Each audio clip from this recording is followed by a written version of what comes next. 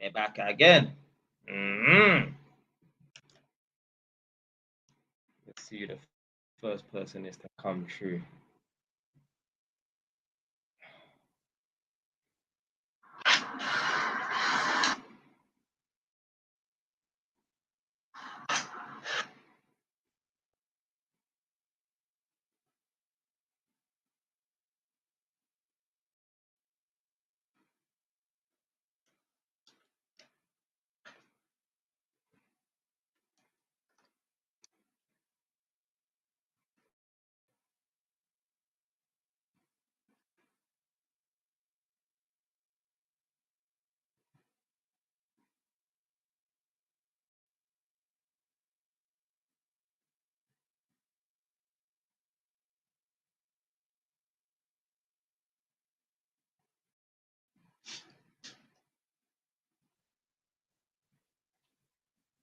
Yes, Dulce David is always the first man in, you know.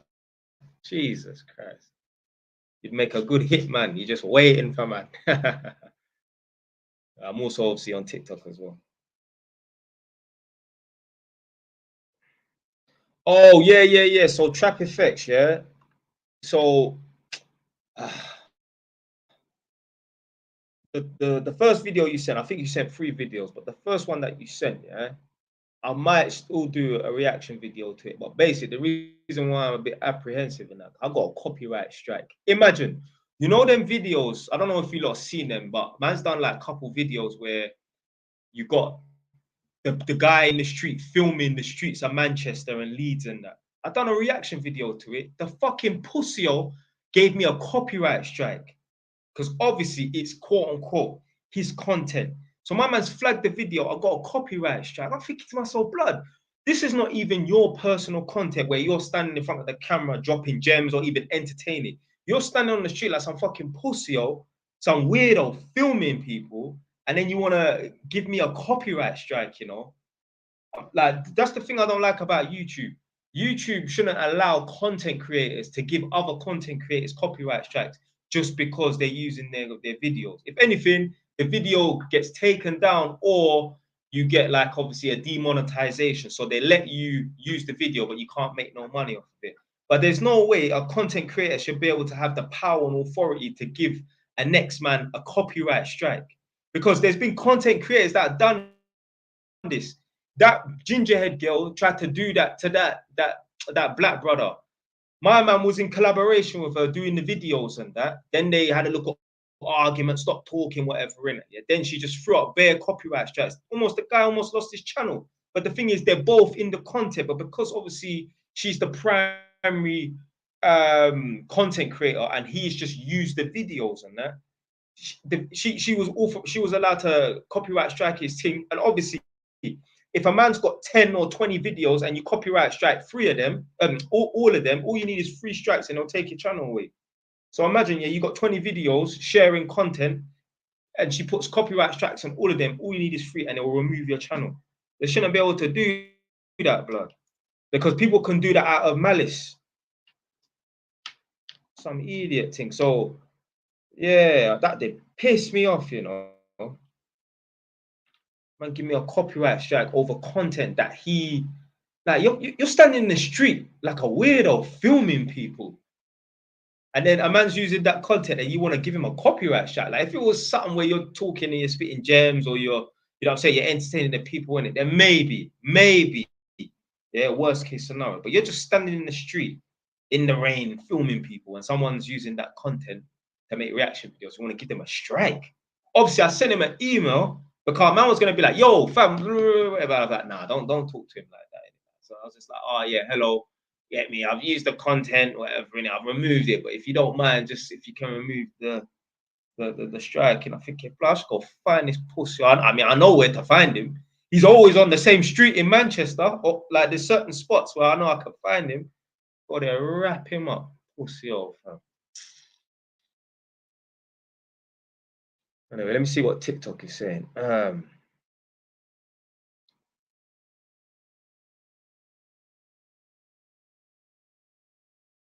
said, "Bro, I'm over here. Why are you looking at?" I'm on YouTube as well, man. about what you yapping about. You know? Do you speak French? You know, who did that? What's that? Man's name's housing officer. You know. Yeah. So basically, I was using someone's you know, like reaction videos, and so I was using someone's content just to make a reaction video. You got these weird guys that make videos where they stand in the street of Leeds or Manchester or even London. I see a couple London ones as well. And they just filming the gal them in it. So obviously, you know what I'm like, man's creative and that in it, yeah. Man will make that content even better than the original because it's me in it. Obviously, I've used the content and that. This dickhead, some waste man, has flagged the video and got the video removed, which is cool. If you want me to remove the video, if you want YouTube to authorize me using the video, I don't care. It's just a reaction video. I don't care in it. But to give me a copyright strike, this guy needs a punch in his face, man. I hate when people do stuff maliciously, like you know, like there's people that just snitch on people for no reason. So like, I'm not talking about like, if you know there's a local trapper in the area and you want to be a good Samaritan and help clean up the streets by snitching on people, hey, do what you want to do. Yeah, I ain't snitching on no. I don't give a fuck. Yeah, you do what you want to do. But I'm not talking about people grassing up the local drug dealer, or grassing up the local man that's got a weed farm, or grassing up the local man that's, I don't know, pimping women on the street. I'm not talking about that. I'm talking about people just going around grassing people up, snitching on people for no reason. So, for example, like if any of you look, hey, and I ain't promoting no one do anything illegal, yeah? But I know someone that knows someone that knows someone that knows someone, yeah? And basically, they're the guy, get me, self-employed, and his missus, they have kids together. And the missus, and a lot of people do this, the missus was pretending that she was a single mom to claim benefits. Hey, I'm not promoting anyone to do that, yeah, but it is what it is, isn't it?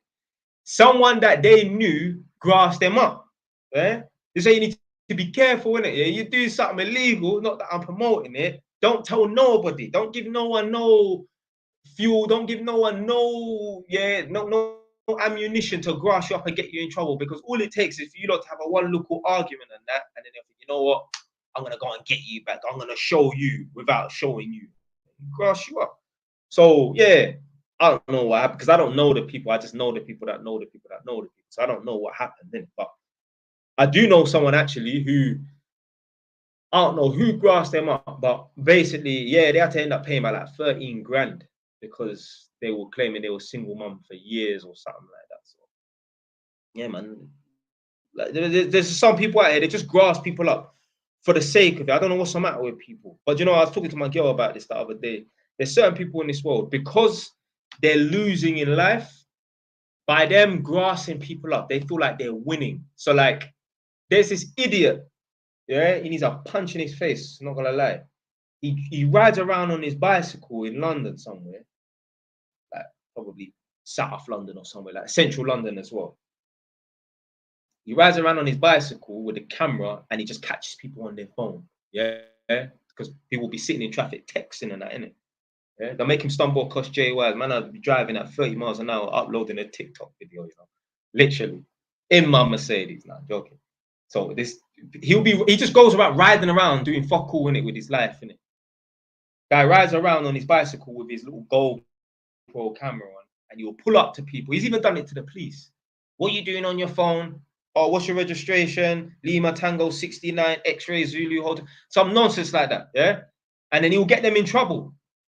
Like, fam, you're losing in life. That's why doing things like that, you feel like you're winning. That's what I'm talking about. Like, the man them stop playing video games and that because short-term wins.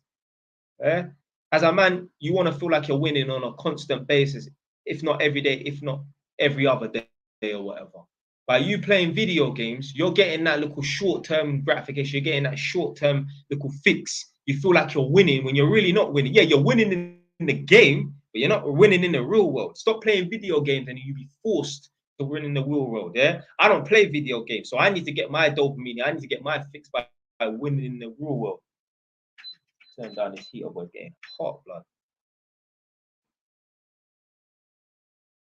Man said, is it a brother that gave you your copyright strike? Nah, I don't know. I think this guy's like Eastern European or something, like, because I heard him talk on the thing and he ain't. He ain't got no British accent. He's definitely like foreign man, them, innit? So dickhead. Anyway, what's my man saying? So those are they say. What's the difference between a HMO and a buy to let?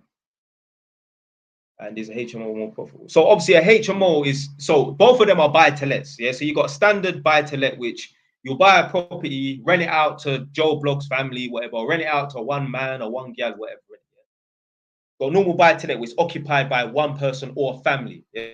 Yeah, that's one thing. HMO is when you buy a buy to let and then you rent out 3 rooms or 2 rooms, whatever. There's more money in the HMO, but it's more of a hassle.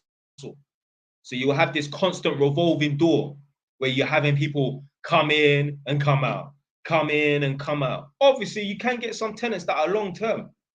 So in my most recent purchase, I've had 2 guys in there. They're the only 2 guys I've had in there, and I've had the property rented out since uh, February this year, innit? So we're talking like what, 8 months, 9 months, something like that. Yeah, I think end of February. Yeah, so like 8, 9 months and that. So I'll call that kind of like semi long term and that. The flat I got, the first flat that I got, the Polish guy. How long's the Polish guy been in there for? Probably about 4 months. I've had a next guy in there for a month, but I feel like he's gonna be there for a long time. I feel like all of my tenants, all 4 of them are gonna be in there long term, innit? Like minimum a year, innit? So yeah, with the HMO thing, it's a constant revolving door. I've had people come and just want to leave after 3 months and that, because I do it minimum 3 months.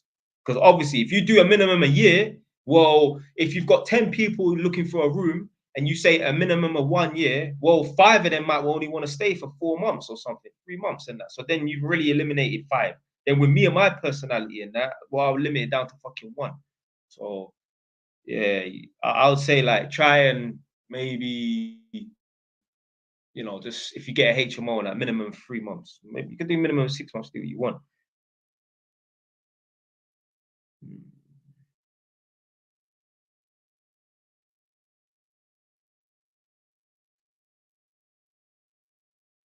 What? HMUA, a voice note on your response. I don't get that.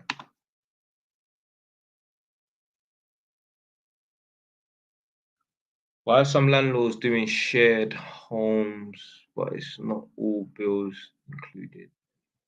The tenant have to pay gas and electricity. How the hell does that work then? How the hell can the landlord monitor whether, so if I had, let's say like with my flat, yeah, I've got the living room rented out and I've got the bedroom rented out, yeah. How the hell is a landlord going to keep on top of who's using what electric in each room and who's using what gas in each room? That doesn't even make no sense.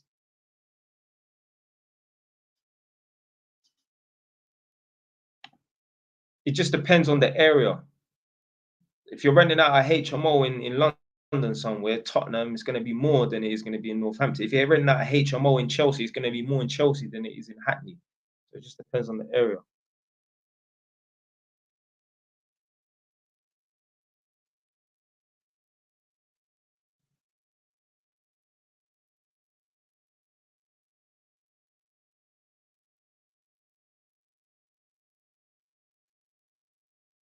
Oh, this is a good one. So this guy said, I work with a Lengers at work. Should I link her or not? Fam, run it, blood. Run the thing, fam. Just be careful. You never know. Like, obviously, certain man will say never date girls at your workplace, because if it goes south, there's going to be some serious problems in that. Well, you got to weigh out the situation, fam. Obviously, no girl is worth losing your job over, innit? But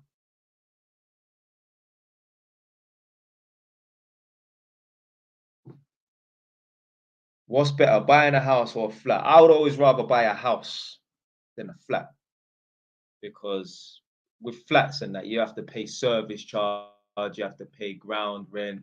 If they want to do works to the building, you're in charge of keeping up with the works and that. So basically, like one of my properties, the most recent purchase I made, I'm gonna have to pay some money for them to do like the outside of the building, and they're already doing it around the corner. So that's gonna cost me 4 grand. Obviously, I'm gonna go on a payment plan of £1,000 a year, but I'm buying a property that's opposite my most recent purchase. So I've got number 5, I'm buying number 6, for example. Yeah. So that means if I'm paying £1,000 a month for one, well, I'm gonna have to pay £1,000. Sorry, £1,000 a year for one. I'm gonna have to pay £1,000 a year for the next one. So that's gonna be 2 grand for the next 4 years. Obviously, I've got the money anyway, but they're doing pay as you go for the gas and electric, you know. So what about the hallway? I mean, the hallways must not have no heating on it.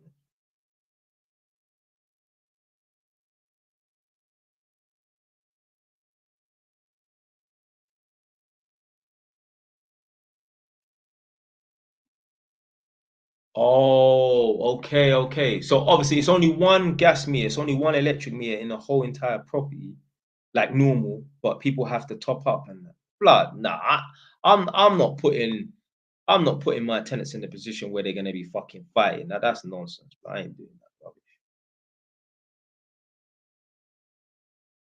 Yes, yes, Nadia.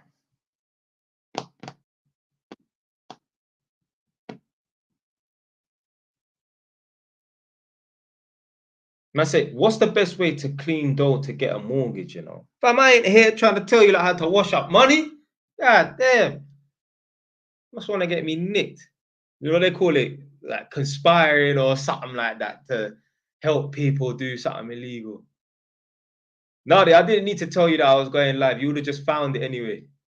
You know what I'm saying? You would have found it. It would have just popped up on your For You page. I thought, you know what? Let me jump on live on this account, see if I can get it to 3,000 followers by the end of the stream. So I'm at like 2,982 or something. So yeah, let me jump on this one, see if I can get it to 3,000.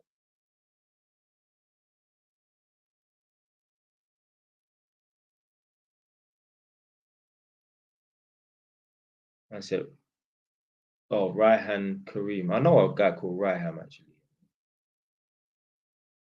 But nah, yeah, I don't think you're the one from my estate.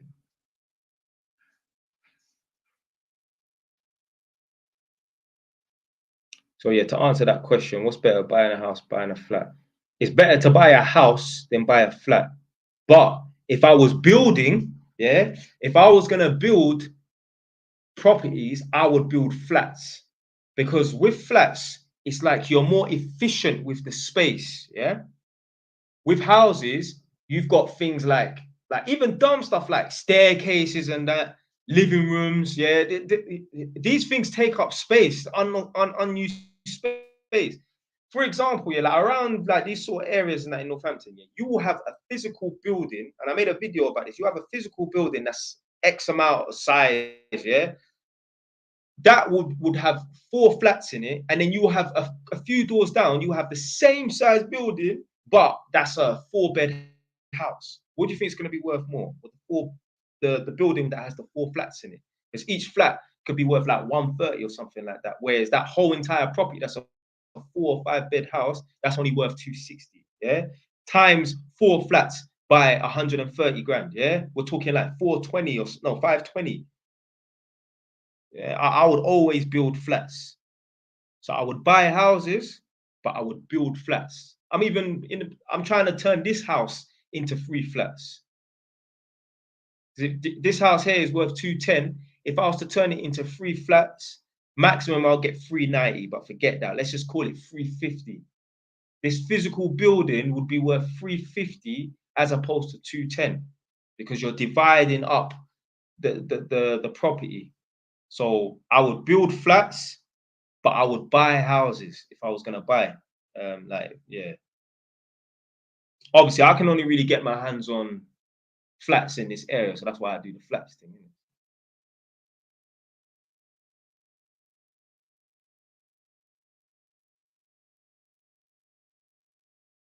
210. Hold on, 210.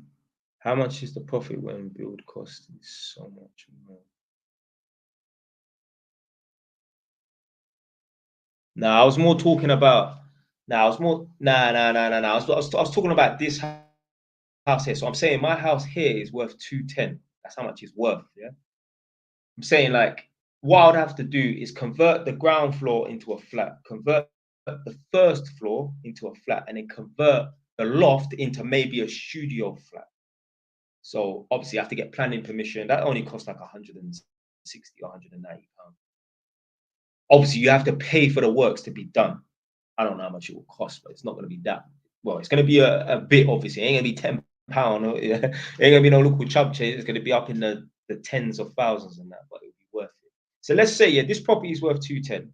Let's say it cost me 40 grand to get the work done. So I'd put 40 grand into it.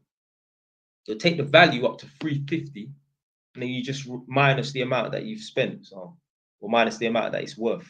So you get you do like a refinance. So if the property is worth 210, you put the money in, now it's worth 350, well then you just do the maths and you just minus how much the property is worth in the beginning as opposed to what it's worth now. Someone said, what's your thoughts on shared ownership properties as a last flipping resort, man? Getting to be like get a shared ownership property. Other than that, I would not be recommending anyone to get a shared ownership property. Right, someone asked me, do you get your buy to let through a limited company? So the property that I'm buying at the moment, which is going to be obviously my most recent purchase, I will complete by Christmas. That is through a limited company, because my my mortgage broker said, listen, yeah, you might as well just start becoming like a portfolio landlord. So you need to go buy the property as a limited company.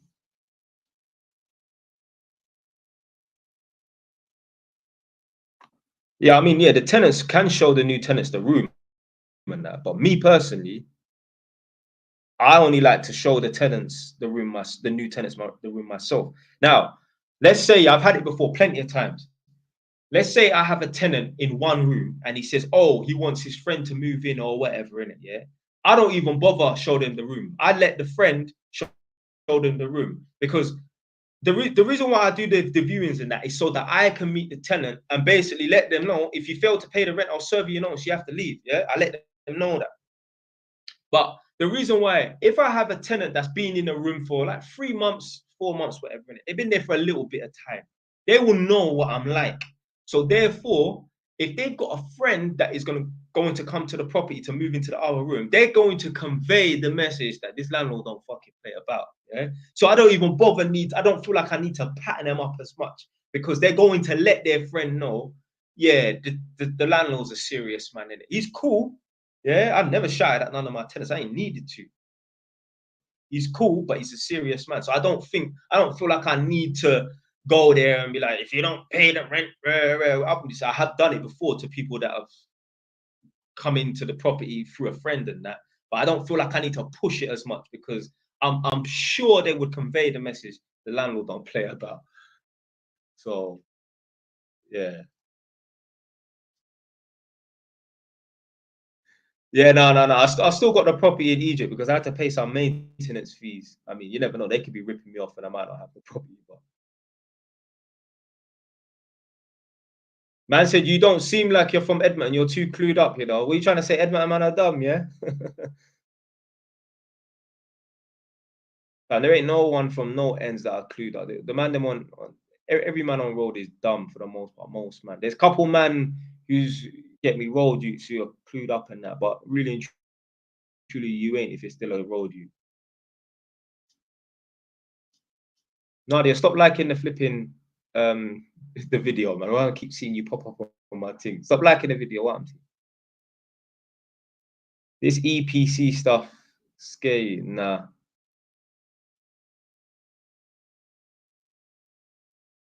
The only thing I do need to look into it, because certain properties you cannot upgrade the EPC just because, I don't know, just the way the building is.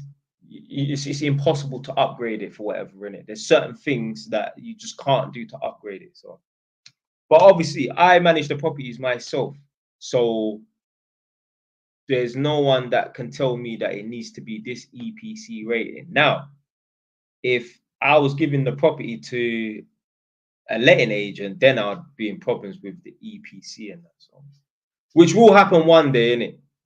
Which will happen one day, because when I move back down closer to London, like on the outskirts, Hertfordshire or some Essex place like that, I'm not driving up to Northampton to do a viewing with a tenant that may or may not take the property. Now, the only way I'll be driving up Northampton to get a new tenant is if they're gonna stay there for a minimum of 6 months, and I got 10 man waiting to take this one room. Yeah, so I can guarantee you that blood clot will be taken by the end of the day. Other than that, because I've done it, and my property is only 15 minutes away. It's annoying having to drive down there, and the person like, oh, I'll let you know. I remember I had one girl, yeah. Was it?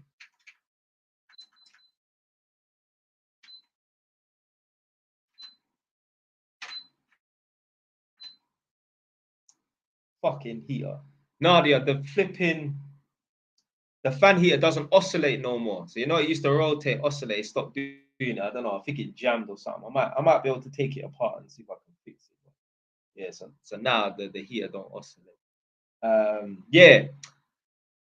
I had one girl come for a viewing one time, yeah, one African girl. So I met her on at the property, and yeah, she said, yeah, I think that you know the room's all right, the flat's all right, but the only thing I don't really like is that obviously like because she asked me, oh, is there a living room? I said, there's no living room. The living room is a bedroom, so it's just your bedroom and the kitchen and the bathroom. That's it. The living room is occupied by some other people. So anyway, so she was like, oh, all right then, cool. So what happened was she must have brought her parents to come and see the property as well. So she came, and about 10 minutes later, her parents were outside. So obviously, she must have said to her parents, yeah, come meet me here. I want you to come see the room as well. So boom, I've gone outside now, and she's like, oh, my parents are here. Do you mind if I go and let them see the room? I'm like, yeah, cool. Like they turn out the whole family, mom, dad, baby in hand, and some 14-year-old boy. Well, I said, look, all of you lot don't need to go in, yeah. So just two of you go in. So me, the dad, and I think yeah, me and the dad stayed outside with the little child that's like 4 years old or something. So the mom and the daughter went outside upstairs to go and check the room. Anyway, boom, she's come back downstairs. Oh, I'll let you know.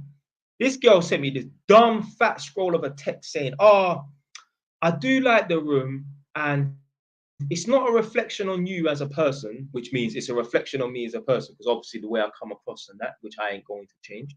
It's not a reflection of you as a person, but I don't think the room is suited for me. I want to live in a flat where there's a place where I can socialize and interact with the other tenants. And what did she say? She said something specific, something dumb, like I wanna enjoy meaningful interactions with my housemates. And I'm like, what the fuck?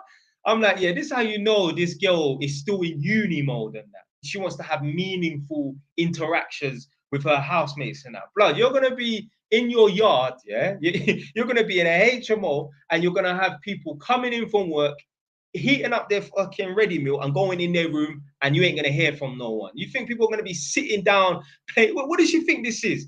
People are going to be sitting down every single day playing cards and playing drinking games, beer pong, and just having a good time playing the guitar. Like blood, people are going to work, coming home tired. They're gonna put their food in the fucking their ready meal in the microwave and go and sit in their room and fucking scroll on TikTok and watch JY's TV. Blood, they ain't gonna be sitting around in the living room having the time of their life. I said to my girl, because I told my girl, I said to her, this girl is going to learn the hard way. That's how I know she's young. Obviously, she look young, like 21 or whatever, but that's how I know she's literally coming fresh out of her parents' house. She probably went to uni and that. She thinks living in a real HMO is the same as living in like a shared accommodation with other uni students. Blood, you're gonna have one Polish man, one Indian man, and that's it. Yeah, they're not going to interact with you. Yeah, I don't know what this girl thought this HMO thing. She's gonna have a real culture shock. I'm telling you, real culture shock. But she wasn't serious.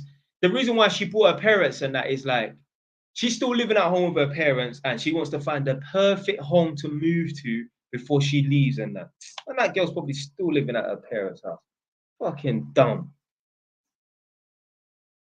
Man said, bro, man just described my first day evening.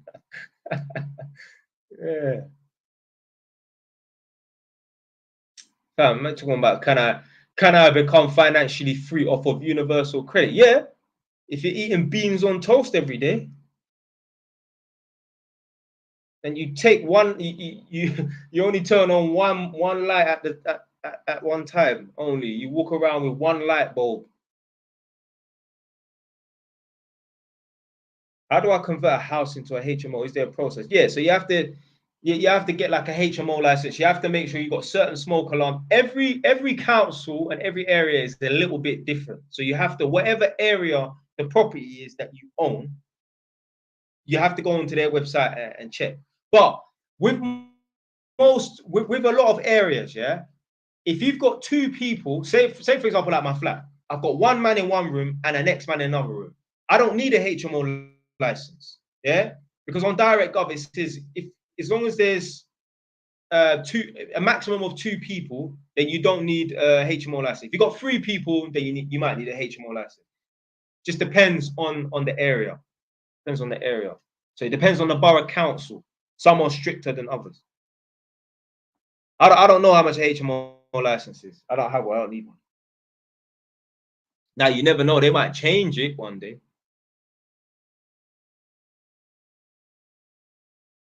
How do you deal with dirty tenants that fail to keep their house clean? You just got to be on them.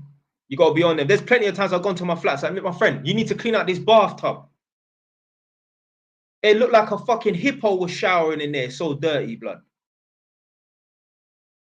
I remember, I couldn't believe it. My first buy-to-let property, which is my first flat. I'm telling you, the way man put my life and soul into renovating that property, it was like, if you don't see my house, yeah, my house is clean. Eat your food off my floor and that. My flat was just like an extension of my house. Man put blood, sweat, and tender love and care into that property. I got some Indians in. They were like foreign exchange students from India. I went to the property after 3 weeks of them living there. This property was fresh. New paint on the wall, new carpet on the floor, yeah, new electric, new socket, new light, new everything, tiles them. We cleaned the place from top to bottom, yeah. I went in there after 3 weeks. It looked like they've been living there for 3 years. The place was so fucking dirty. I was vexed, blood. I was vexed, fam. I was vexed. How the hell? It's just like the dirt is attached to them and they just move through the room. And like in them horror movies, like where I don't know, you got like the demon, and as it moves through the room just turns dark and black. As them man then move through the flat just becomes dirty and that. I was vexed. How the fuck they could dirty up the flat so quickly? Even if I never cleaned my house for like 3-4 months, it wouldn't have been that dirty. I don't give a shit. Fucking nasty. And I told them, I was straight with them. You know me, I'm not PC. I don't hold back. I said to them, black people, unfortunately, we have a bad reputation in this country. So people tend to stereotype black people. I'm saying you don't need to be careful. You don't have come over from India. You don't want to give people in this country you don't want to develop a bad stereotype where people think, oh, I don't want to rent to these sorts of people because they live a certain way. Yeah. Nobody has got time to be politically correct. Yeah. They might not say it to your face, but they'll think to themselves, nah, I'm not having those people in my house. They don't give a shit. They don't care about being politically correct. People do not want. I used to watch this program. I've seen a couple episodes called My Big Fat Gypsy Wedding. They would have venues, yeah, where they have like a banqueting suite. The people that own the banqueting suite, the managers or whatever, the people that do the admissions and the bookings and that, they would get a phone call. As soon as they hear the Irish accent, they put down the fucking phone. They don't want to deal with them because unfortunately, the traveler people have a bad reputation of getting drunk, fighting and smashing up the place. So if they know, oh, we're going to get some traveler people in, there's a 50% chance they're going to wreck the place like someone threw a fucking grenade in. They're just going to say, no, why would we take the chance of a 50% chance that they're going to wreck the fucking place? Nah, fuck them. We'll just rent it out to every other nation apart from them. They don't care. So I had to tell them, you don't need to be careful. You don't want people stereotyping your people and that because you don't live a certain way. And unfortunately, yeah, this is the world we live in. No one will say that on camera. I'll say that on fucking camera. Yeah? I saw like one of these undercover estate agents and that, where basically, let's say for example, a quote unquote homeowner has a property, yeah, and they go and find an estate agent and they say, look, there's certain people we don't want to move into our house and that, innit? And the estate agent say, well, you mean like black people? And like, yeah, yeah, yeah, yeah.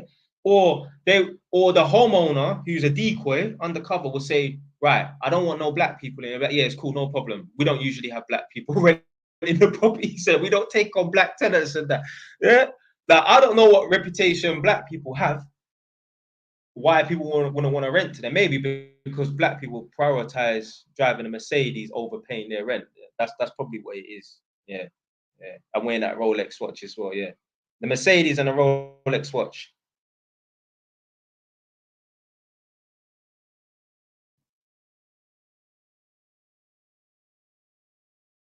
Yeah. So yeah, someone said yeah, that's why bear pubs don't serve them.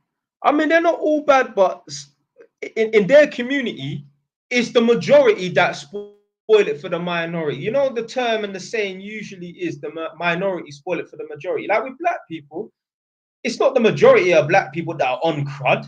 Yeah, most black people are not on like, badness. I mean, they might be doing a little dodgy business that they're not supposed to, but they're not on the streets, gang members and that. I mean, most of them in jail anyway. You know what I'm saying? But um, yeah, in our community, unfortunately, the minority spoil it for the majority in that. But in their community, no, it is the majority that spoil it for the minority. It is the majority that spoil it for the minority. They only have themselves to blame. Just like I say, we're like black people. We have developed this bad reputation off of our own backs. Tony Blair, was it James? Not James Cameron. That's the fucking movie director. What was that guy's name? One of the last MPs, prime ministers. I can't remember something. David Cameron or something like that. All of these MPs, yeah, none of them are dressing up pretending to look like black people to give us the bad reputation.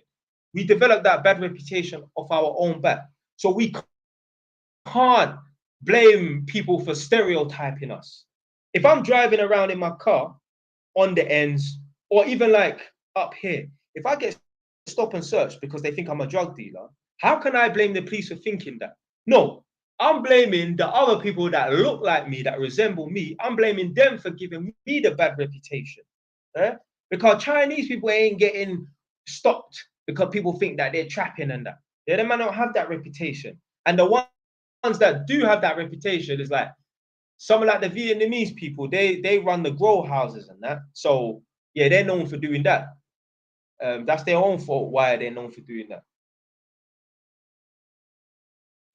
Right. So how do you find good jobs that pay well as a tradesman? I mean, yeah, you can negotiate pay in that, but obviously, I usually like obviously I've been on this contract for years now, like 2 years now, something like that. But before, obviously, man will just get agencies contacting me for work, and I mean, there ain't no negotiating and pay really. I have had a couple of them say to me, like how much do you want? And that. So, but for the most part, they will just tell you we're paying £25 per hour, we're paying £28 per hour, take it or leave it.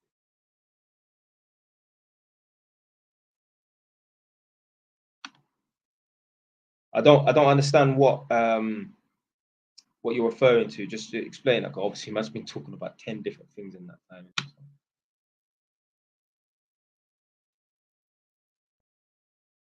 Nah, man, I'm not blaming the police, man. I'm not blaming the police, man. Are there instances where police might take it a little bit too far? Yeah, maybe 1% of the time and that. But I know for a fact it's the man them um acting up and that. They don't know how to conduct themselves with the police, man. So many men right now have had themselves mash up and rolling around on the floor with the police. When if I was in that position, that wouldn't happen. I've had the police come to my door and pull out a taser on me. Yeah.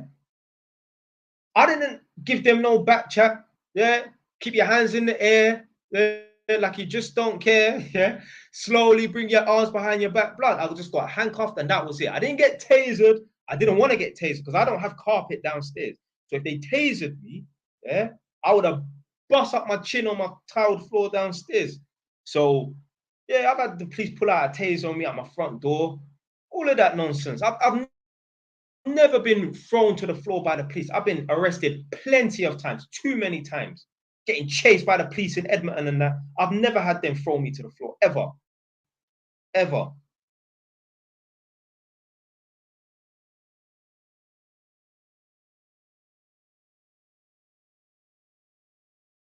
Oh yeah, yeah, yeah, yeah. No, no, no. For the most part, black people, man. You know what I'm saying? Innit? Like we're not bad.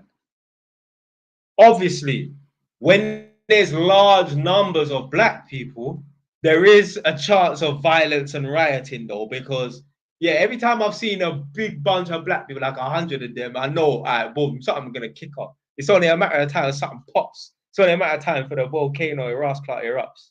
Yeah. Right. Best area up north to buy a property. Also, in your opinion, probably right now it's probably Manchester. Probably. I haven't done any research, but obviously I'm hearing that Manchester's coming on the come up. So more than likely, it's a good place to buy a property because Manchester is 4 hours away from London. About that, Northampton is an hour and a half away from London. Depends on where you go, obviously. So when I go back to Edmonton, it takes me an hour and a half to go. Yeah, to get back to Edmonton. Um, so naturally, whatever area is closest to London typically is going to be more expensive. Well, if to get from London to Northampton is an hour and a half, and London to Manchester is 4 hours, you would assume that Northampton is going to be way more expensive than Manchester, unless you're in some posh part of Manchester or whatever. But I'm talking about Manchester. Typically, the house prices and flat prices are pretty much the same when you compare Northampton and Manchester. So that just lets me know that Manchester is definitely on the come up. So Nadia is saying that the rest of the country they are dropping. Okay. Crawley. I know Crawley. Basically, Crawley's got a K2 leisure centre. I used to do my taekwondo competitions there still. That's kind of near, like, I think Gatwick, Crawley, somewhere like that. I don't know. To be fair, I don't know like what it's like for properties and that, but I mean, listen, if people are living in that area is rentable. So it don't really matter where you buy a property. There's places that you can buy that are better, that are more attractive because obviously they got a university or something like that. What do I think of Dagenham? Do you know what it is? Yeah, I don't like Essex people. Essex people get on my fucking nerves. I don't know what it is about them. I don't know about Dagenham, yeah, because Dagenham is Essex but still London. Yeah, them lot don't know what the fuck they are. They don't know if they're London. They don't know if they're Essex and that. But Essex people, I can't stand. I don't like Essex people. I don't like Essex people. Essex people, for some reason, the guys that I come across, they think they're bad. I'm thinking, how can you think you're bad and rough and tough if your area is not an aggressive area? Like your area is not. I mean, someone told me some bad man spots in Essex. Forget about Dagenham because Dagenham is like London, yeah. So I'm not talking about Dagenham. Someone name some spots in Essex that are like some bad man areas because I don't know, but the guys that I come across from Essex, they seem to all think they're G's. I remember I went to one tenant's house. This is in Northampton. I went to a tenant's house. I'm in the yard. This guy, like, I was thinking to myself, if I lived next to this guy, within a week, I would have punched him up. Yeah, just the way he is. He thinks he knows it all and that. I said to the guy, in 10 minutes, yeah, because I'm down here doing some paperwork. In 10 minutes, can you show me around upstairs so I know where the sockets are? He said to me, oh, you're an electrician. You should know where the sockets are. No, I don't know where the fucking sockets are in your yard. You might have a wardrobe or a bed in the way. Just that sarcastic, I know it all type of mentality. Just the way he walks around and that. I said to myself, this is in Northampton, yeah? I said to myself, this pussy reminds me of them Essex people. I'm chatting to the tenant, yeah, the woman that lives in the house. Yeah. So the guy obviously is a man. He's from, yeah, he's living in Northampton. I'm chatting to the woman, yeah, in the yard. I said to her, "Are you born and bred Northampton?" She said, "Yeah." I said, "All right, then cool." I said, "What about your partner? Is he born and bred Northampton?" Nah, he's from Essex. He's from Dagenham. I was like, I knew it. How did I know? He reminded me of them. I don't know. It's not even the way he speaks, just the way he carries himself. Them Essex guys, they think they're bad. For what reason? I don't know. Maybe Dagenham, they can think they are because Beacon Tree Heath, I've been around there. Like, it looks like it's the hood and that. So them Dagenham people and them Barking people, I let them off. Yeah, but the guys that are from like Essex, Braintree, and Grays and that, they think they're bad. I don't know why. I don't know why. They're not from an aggressive area where, so I don't understand why these guys think they're bad. I don't know. I don't know why they think they're bad. Obviously, someone said, "What do you think of people from Ilford?" Ilford, they got man them. They got man them. They got man them. Forget about the new generation. Like when I was on road 18 and I had a girl from Ilford and she told me about the man them. They made videos and that. There's one rapper, I like a couple of his tracks called Daff. He's a little couple years older than me, but he's from Ilford. So yeah, no, Ilford have got man them. But yeah, some of them other parts, I don't understand why them guys they think they're bad. I'm not, and these people are not black, they're white people, you know. Yeah, I'm not talking about some black youths that watched Top Boy a couple times and now they think they're G's from Essex. I'm talking about white man. They think they're, yeah. I'm like, raw. I don't know why these guys think they're like that. Like, I don't know, man. Maybe they drink too much in the pub and watch Football Factory and Green Street and think, I don't know. I don't know. But there isn't no bad man areas in Essex really, but there are individual men that would want to. Yeah. Obviously, every area is gonna have one guy that no one can talk to in it. Yeah, you know what I'm saying in it. But what I'm saying is, as a collective, these areas in Essex, they're not like that. I don't know why the guys think they're. I don't know what it is because it's not even the black brothers. It's the white man that think they're like. I don't know, but they get on my nerves. They get on my nerves. But do you know what? Because I've even seen like couple Essex girls on like reality TV shows. And like the girls, they seem like they're kind of feisty and that. So maybe there's something in the water, something in the air in Essex that I'm missing. Yeah. Some of the girls, I've seen like a couple Essex girls on these reality TV programs and that. And they the way they come across, it's not like they're trying to act hood. They're not like that. They're just, yeah, they're just in there, they're just them in it. But like they seem like they're on it. They seem like they're on it. But one time, yeah, and I'm sure I was telling my girl about this the other day. Yeah? One time, I saw one video. Yeah, it had to be somewhere in central London. It could have been in Manchester, but I'm sure it was in London. I saw this video of this. There was some madness going on in the street. Blood, you know, like you've seen them videos where you see one guy dropping this guy, dropping this guy, dropping. I've seen videos like in prison where a man is on the wing, bam, drop someone, bam, drop someone, bam, drop someone. I see a girl do that I think it was in central London somewhere, yeah? There was this white girl, blood. I wish I could find her on Instagram just to send her a deal to say, blood, you're the realest G I've seen, yeah, in a long time, yeah? There was this video of this white girl, yeah, in London somewhere, yeah? Normal white girl, blonde hair, probably blue eyes, probably about 25 years old, about 5'6", 5'7", normal girl, a size 10 in dress, nothing abnormal about this girl. She weren't no Amazonian brute of a woman, yeah? She weren't like, yeah, just a normal girl, 5'6", 5'7", blondie, about a size 10. This girl, yeah, just ran. I don't know what the fuck this girl was on. I've never seen a girl mash up and bruck up and tear up so much people in one go. I don't know what this girl was on. Yeah, she must have been on rocket fuel that day. Blood. I saw her go up to one girl, grab her, dash her to the floor. Go up to her next girl, spark out her next girl, grab her next girl by the head, and dash her on the floor. I was like, oh shit, blood. I wish I could find that video. I've never seen any chick do that in my life. I want to know who this infamous girl is. I've never seen. She just cut through, literally like a samurai. Just yeah. I've never seen a girl run through it. She just smacked up 3 girls in one sitting. I'm talking about within 30 seconds, there were 3 casualties. Literally. 3 seconds, there were 3 casualties. I've never seen that in my life before. I wish there's certain videos I've seen on Instagram. Like, I wish I saved them. That was one of them. Boy. Never seen that. Never seen that. And you know what? Funny enough, yeah. Nah, she probably is one of them girls like these boss babe girls, yeah.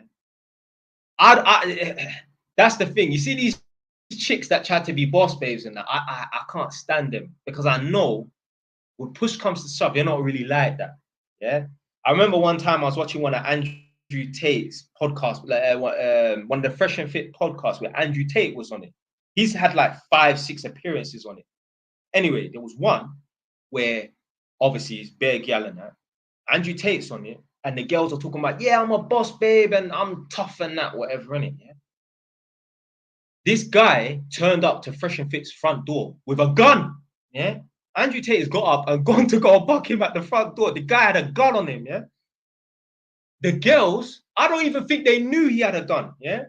The girls that were talking about, oh yeah, they're so tough and that, they got up and ran out onto the balcony. I'm thinking, a man has gone up and gone to the trouble. You lot have gone up.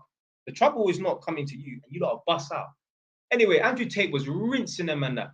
I was thinking to myself, these girls are so fake, talking about how tough they are and how tough they're. Oh, you fucking idiot. Right? All these chicks, these girls will get a BMW or a Mercedes and think they're on top of the world, blood, just because they earn their own money. Dumb. Dumb. Obviously, in my life, I have come across some girls. They don't even call themselves, like, they don't even think they're boss babe. There's some girls I've come across, like, yeah, they're serious. They're serious. On this contract, I think I've only come across 2 girls, and I'm like, yeah, they're serious. Like, if there's other girls that live nearby, like their neighbors and that, I think the neighbors would be scared of these girls. Yeah. There was one chick, some gingerhead girl, white girl, skinny. She's like 5'6", just a normal looking girl, but she was mad. Just the way she moves through the house, just, you know what? She's just a mad girl, innit? I was thinking to myself, yeah. If there's other women on, like, because she lives in a flat, she lives on the top floor, so there's 2 flats on the top floor and 2 on the ground floor. If there are other women in the block, if that girl is a bit of a bully, yeah, they're gonna be scared of her. That girl there was serious. Just some white girl with ginger hair, but she was mad. She was, yeah, I could tell she was a maniac. There was one other white girl's house I went to. This girl was tall though. She was like 6'1", 6'2". She was serious as well. yeah. That girl there, I was thinking to myself, yeah, if she had some female neighbors, yeah, I reckon she would. If she was a bully type, because there's people that are on smoke that don't bully people, innit? If she was the type to bully people, yeah, she'll be bullying up some people. Definitely. She had kids as well. I'm thinking, who the fuck breeded up this girl, fam? Yeah? You'll be like trying to tame a demon in that bed, let alone breed it up. Fucking hell, fam. We call it exorcist for that girl there. Thinking, who the fuck? Who did she submit to? To blood clot. But yeah, there's a couple girls I've come across and that, like, I'm like, yeah, I can respect them. They're serious. Like, if beef kicks off, I know they're on it. I know they're on it. Yeah, but most of these girls, these boss babe girls, fucking idiots, man. There's a video in America. I'm gonna do a little reaction video to it. I watched a little bit of it. Basically, home invasion. Some guy has kicked off the front door and come through the door with a gun, a shotgun. The chick is sitting on the sofa while the boyfriend, this guy, I rate this guy. The man come through the door with a loaded shotgun. The guy went up to him and grabbed the gun, you know, trying to wrestle him with the gun. But the thing is, it's like the guy walked up to him. So my man had ample opportunity to blast him. He didn't even shoot him. The guy is tussling with this guy with the shotgun. The chick is just on the sofa. And I was thinking, blood, I went to the comment section. I'm like, I know I'm not the only person thinking this. The whole entire time, the girl is sitting on the sofa, shitting herself. Yeah, I'm thinking, why did the girl not jump up and grab something and dip my man up, or even try to fight? Nothing. And I'm thinking, anyhow, this bitch, yeah. No disrespect to Gallagher. Anyhow, this chick, yeah, tries to claim that she's some boss babe, and I will fly to America this one, got slap her ass, clap the car. Yeah. Yeah. That did annoy me. My man is fighting for his life against a gunman, yeah? And you're just sitting there on the sofa, shitting yourself. The fuck, blood? Are there any 30 man in Northampton? I don't know.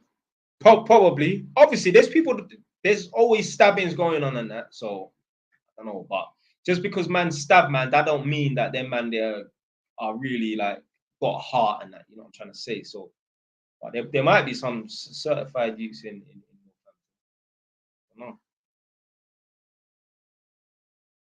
Because obviously I meet some tenants and that, and I could tell that they're kind of street and that, but just because they're street, that don't mean that they're really OJ, if you get what I'm trying to say. So, and it's always the man that don't really come across like he's that OJ, that really is OJ. You know what I'm saying? Like, trust me, there's man that I know right now who are in jail for murder because they shot this person and killed this person and they blasted other people and that. And if you met them, you would never think that this guy is capable of murder. This guy has shot like 3 people in the end. You would never know it. So it's always that guy that's maybe a little bit underrated in terms of his persona, and that's the guy that's the real G. Yeah, I heard that. Yeah, in Croydon, yeah, Croydon is mad right now, apparently. Yeah. But I heard, to be fair, that Fulton Heath area, that area has always been a bad area. To be fair, Fulton Heath. So,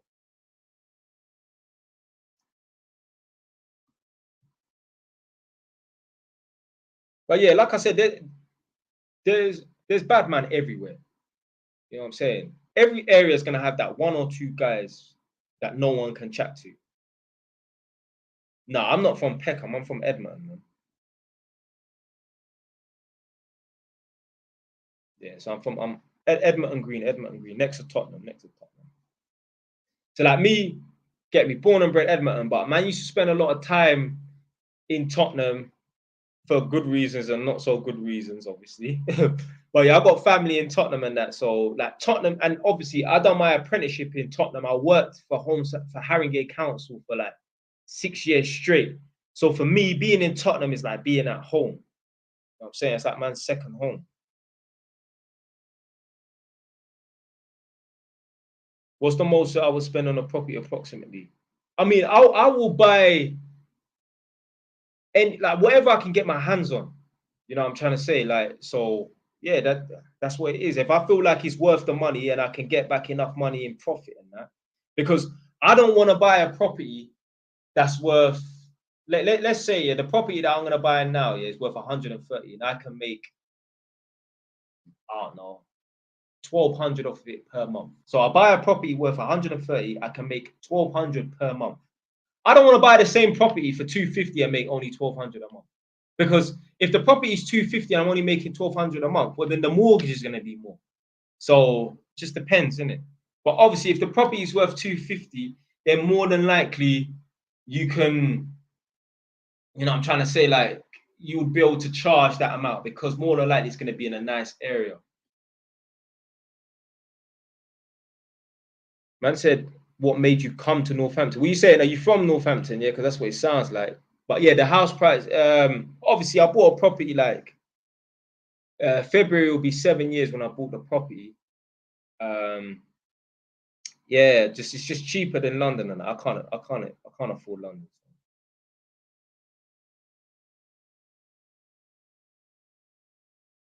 Man, so am I renting a house or a room? Blood, I have my own house. I don't rent. I've never paid rent. The only person I paid rent to is the landlord of Jay Wise's mum, blood. I ain't paying no rent. I've never paid rent to a landlord. Never. Do you rate company cars, Jay Wise? I mean, you have to look at it, weigh it up. If you've got a piece of shit Honda Civic like me and the company's offering you a company car, then yeah, take it. You know what I'm saying? Because obviously with some company cars, they will tax you or you get deductions and that. So you just have to just weigh it up. Weigh it up. Yeah, no, no, no. So I don't rent out my house. I live in my house. I rent out rooms for the flats that I've got. Man said, when am I gonna fulfill my true purpose in life and come to Islam? I don't believe in God, man. Nah, unfortunately, I won't be converting. No, no, no. I won't be reverting. I remember I said that to a guy. So he's Jamaican, like English born here like me. But yeah, obviously his default religion was probably Christianity, just because. So I said to him, "Oh, when did you?" So now he's Muslim. Because basically he used to roll with them PDC man from Brixton. So he's like that sort of age, with 40 something. So I said to him, "Oh, when did you convert to Islam?" He said he didn't convert. He said he reverted. So I said, "All right, cool." So, but yeah, nah, me, I won't be reverting or nothing. I don't believe in God. I don't believe in the supernatural. So I don't believe in, yeah, I don't believe in nothing. I don't believe in ghosts. I don't believe in magic carpets, nothing like that. No Sasquatches, no Loch Ness monster, nothing. I don't believe in nothing.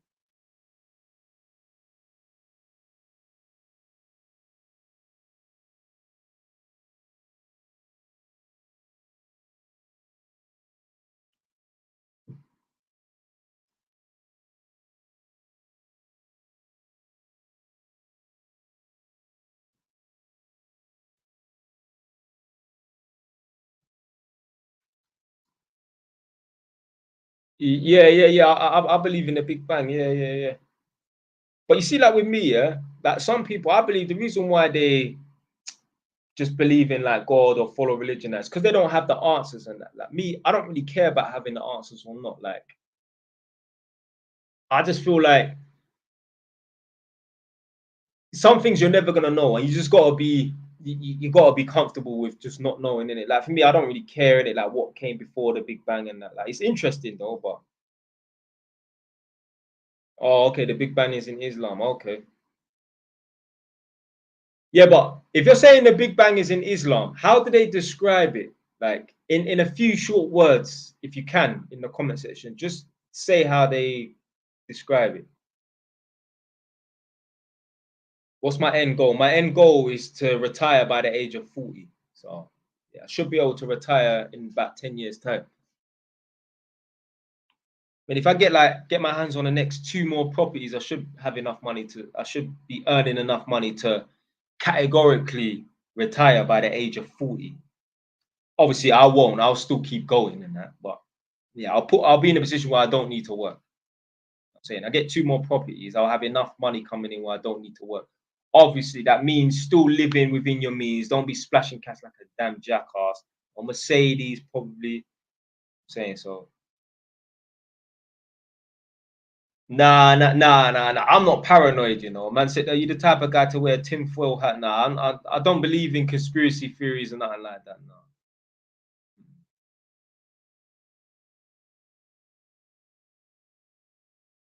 No. You ask me about that tenant. Yeah, I mean, yeah, that guy there was the craziest tenant I met. The one that was going mad over me telling him not to smoke. Obviously, I've come across other tenants that are going mad. A guy pulled out a hockey stick on me the other day because I told him don't smoke around me, innit? So every now and then you're gonna find a maniac tenant and that. I feel like the tenants they need to show me that they're a bad man in their house. For what reason? I don't fucking know. Fucking stupid.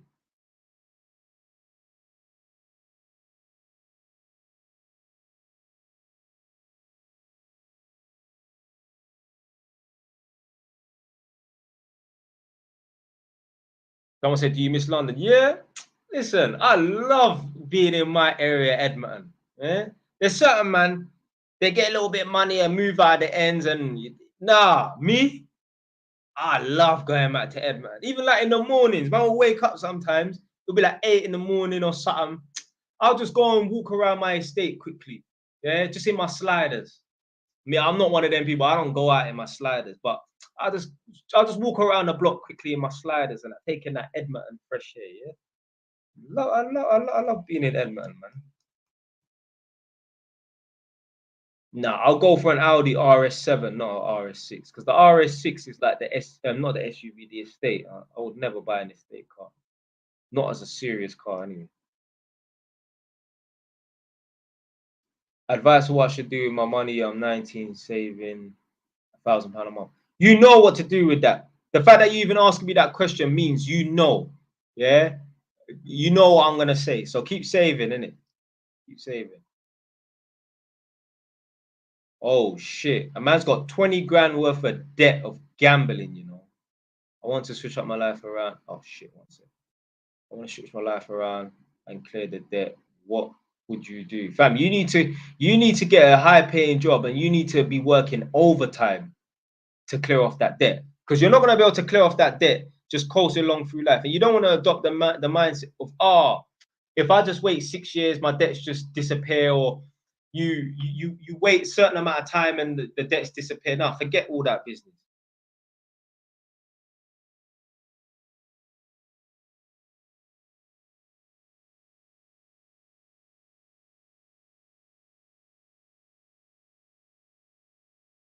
I mean, I can't comment on what's better, forex trading or crypto. I don't know. I don't get involved in crypto or forex trading, so.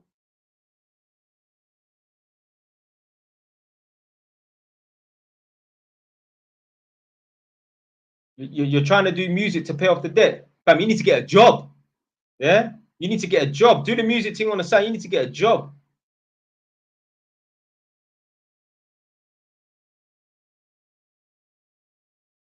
One guy must have hit me up on the DMs on TikTok. The man must have said to me, Jay Wise, what did he say?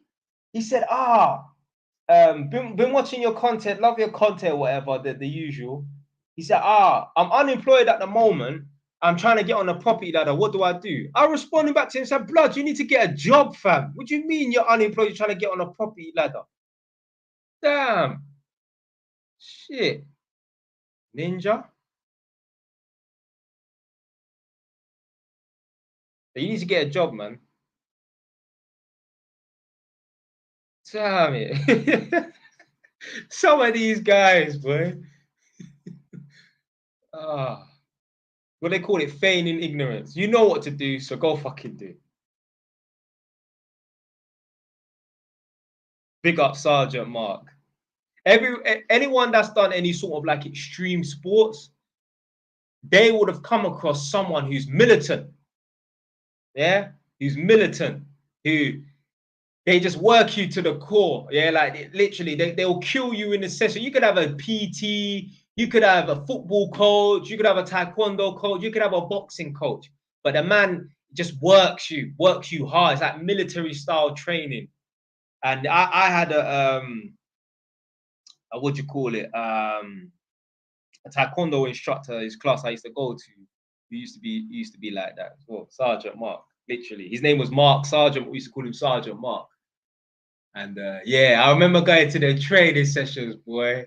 Man's heart was beating because I ain't gonna be no walk in the park type of thing. Yeah, there's people running out of the class to go to the toilet to go vomit and all them nonsense.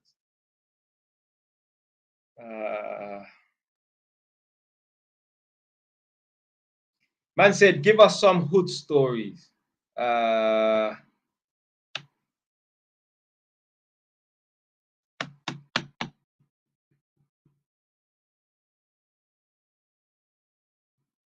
I'll tell you about, obviously some of you might have heard about this before, innit? But basically, man went to so basically, I'll tell you about how I was on the run from the police. Don't get it twisted. Man went on a run for murder or nothing like that. But basically, man had some beef with some youths. And obviously, when I was on road, I was a broke youth. I remember I released a video the other day. I can't remember what was I talking about. Basically, I must have responded to a comment where someone said, if someone tried to groom your little brother, what would you have done? And I'm saying that in my area, in my postcode, that would not have happened. It was impossible. Yeah?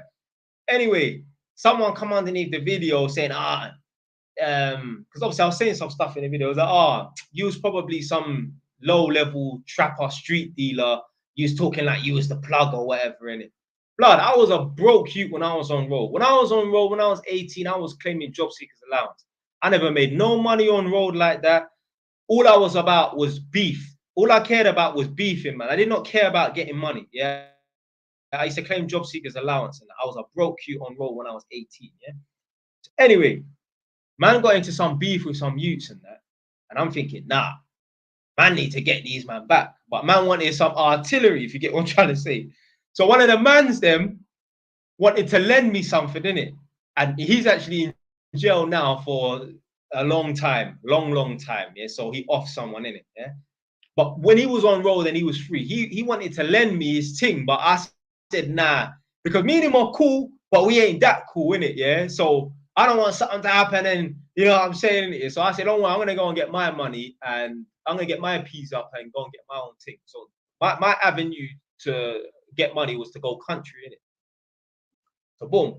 So these times I was getting in bare trouble with the police. They put me on tag and all them nonsense and that.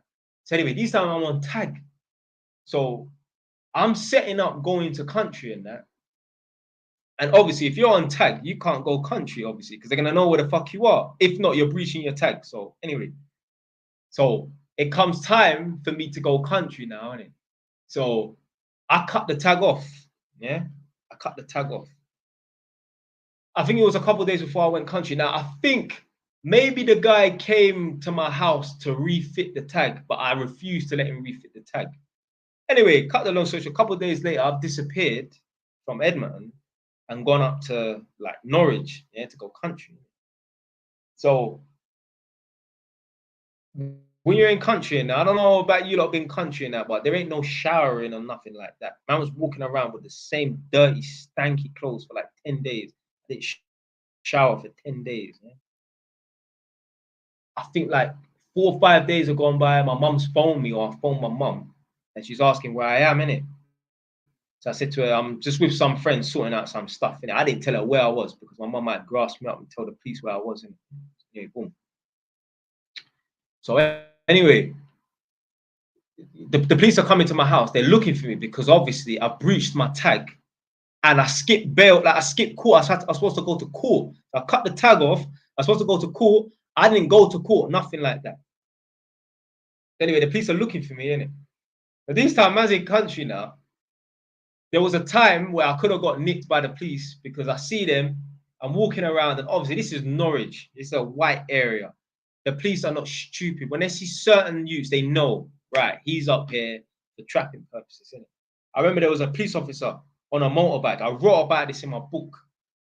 The guy rode past me. He looked to his left. He saw me. He looked away, carried on riding. I'm watching him. My man starts radioing like this. I was like, oh shit. I phoned up the youth that man was working for. Telling him, get me out of here ASAP. Within like an hour, he's had me in the car and dropped me off somewhere else. Then, obviously, I kept on moving from house to house to house. That's just the way the thing's set. So there was one point where I was in this house and I actually made friends with this cat called Kerry, yeah? I was in this yard, innit? And obviously, if you know anything about cats and that, the way they make their money, well, the man them, they go and steal from shops. They steal meat and they go into JD and, you know, they go on orders. So someone might say, right, get me this night tracksuit that's worth £70. I'll give you 35 for it. And it's basically half price for everything. My size is medium, and the cat will go and teeth the tracksuit. Man's bringing back the tracksuit still with the security tag on it and that, innit? Boom. So anyway, the guy, the chick's house that I was at, she had a boyfriend who was a cat and he was always stealing stuff. She was a prostitute. She brought one of the clients to the house and was smashing him upstairs while the boyfriend was downstairs in the room with me. She had the client upstairs. She had a guy underneath the bed going through the client's pockets and stealing his money out of his wallet. Yeah, this is some madness, man. Anyway, so the woman was a prostitute, and the guy, he was a thief. So anyway, one day I'm in the yard chilling. Yeah? Bam, bam, bam. I mean, there was a knock at the door, innit? The woman, Kerry, said, the police are here. I'm like, fuck. Obviously, man's got things on me that I'm not supposed to have, innit? So man's parked off the things and ran upstairs because obviously the police are not stupid. They know these are cats. If there's some random black youths in the yard, they know what it is. In Norwich, they know what it is. Maybe if it was down on the ends, you might be able to get away with it. But in Norwich, they know what it is. They just talk to you and know you're not from this area by the way you speak.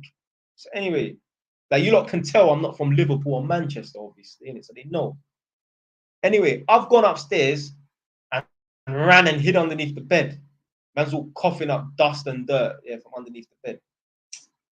A police officer, I hear this police officer coming upstairs, thumping, boop, boop, boop, boop, boop, up the stairs. It's one of them houses, a ground floor, first floor, and a second floor. So I think they call it a 3-story house. My man's come to the top floor, innit? Yeah, I'm hiding underneath the bed. My man's come into the room. All I can see is ankles and boots, yeah? The guy's come into the room and gone, man, a sarcastic, loud sigh. My man's collapsed his knee and got on one knee, poked his head underneath the bed and said, get out now. I'm like, fuck. Got out from underneath the bed. He asked me, what's your name, innit? Obviously, I'm on the run from the police, yeah? Like, I'm supposed to go to court, skip court, innit? I gave him a friend's name from school, yeah? So I gave him my friend's name from school. I ain't gonna say my friend's name, but I gave him my friend's name from school. I gave him my date of birth, but I switched the year from 92. I'm born in 92. I said 93. He said, where do you live? Yeah. Me like an idiot. I think I gave him my address. Yeah? So anyway, or maybe I gave him like number 5 or something on my road. Anyway, somehow the police officer put 2 and 2 together that I wasn't the person who I said I was. He's like, nah, I don't believe who you say you are, innit? So I'm taking you down to the police station to verify who you are. Because police officers, they're not dumb. If you got black youths in a yard in Norwich that are trapping, you know they've got previous convictions. I don't care what it is. I don't care if they beat up their neighbor. I don't care if they stole a sweet from Woolworths. They've got previous convictions. So what they're going to do is fingerprint you to find out who you are. So obviously I lied. So the guy said, right, we'll take you to the police station. I'm sitting in the cell. I'm trying to, you got to respect it though. Man, think outside the box. Do you know what I was doing? I wrote about this in my book. I knew they was going to fingerprint me. I was biting the skin off of my fingers so I could fuck up. So they couldn't identify me by my fingerprints and my palm prints. Obviously, they would have got me by my palm prints, but I was biting the skin off of my fingertips so that they can't fingerprint me in it. It didn't work. Yeah. Anyway, they fingerprinted me, clocked 2 hours. This was the worst, one of the worst experiences I've had in the police cells ever. These times I haven't been to prison, yeah? It was just before I went jail, innit? Boom. I got nicked on, I think it was Friday, maybe Saturday, yeah? I got nicked, probably Saturday. I got nicked on a Saturday. They held me in the cell on Sunday. So they held me on the cell on, yeah, it was Saturday. They held me in the cell on Saturday. They held me in the cell on Sunday. They held me in the cell on Monday because it was bank holiday Monday. And then Tuesday morning, they took me down to Stratford Crown Court. Blood, I was going crazy in that cell. Not literally, I wasn't scaling the wall like a night crawler or nothing like that. Blood, that was like being in solitary confinement. I never went to the block when I was in prison. Although I did start a fight, they never sent me to the block, but that was like basically solitary confinement. The whole of Saturday, the whole of Sunday, the whole of Monday in a cell. Blood, I could not wait to get out of that prison, that police cell, boy. That was the worst experience. Oh man, that was the worst experience ever in my life, going to a police cell, boy. I remember it like it was yesterday, boy. So yeah, anyway. So yeah, I thought I was going to jail. They didn't actually send me to prison. They released me on the ends. Yeah. These times, obviously, I haven't been paid from going to country and that. So they released me. Obviously, I contacted the youth that I was shotting for because I'd been there for about 10 days. The agreement was that I go out there for 2 weeks, which I'm assuming was 14 days, innit? So I'd already done 10 days.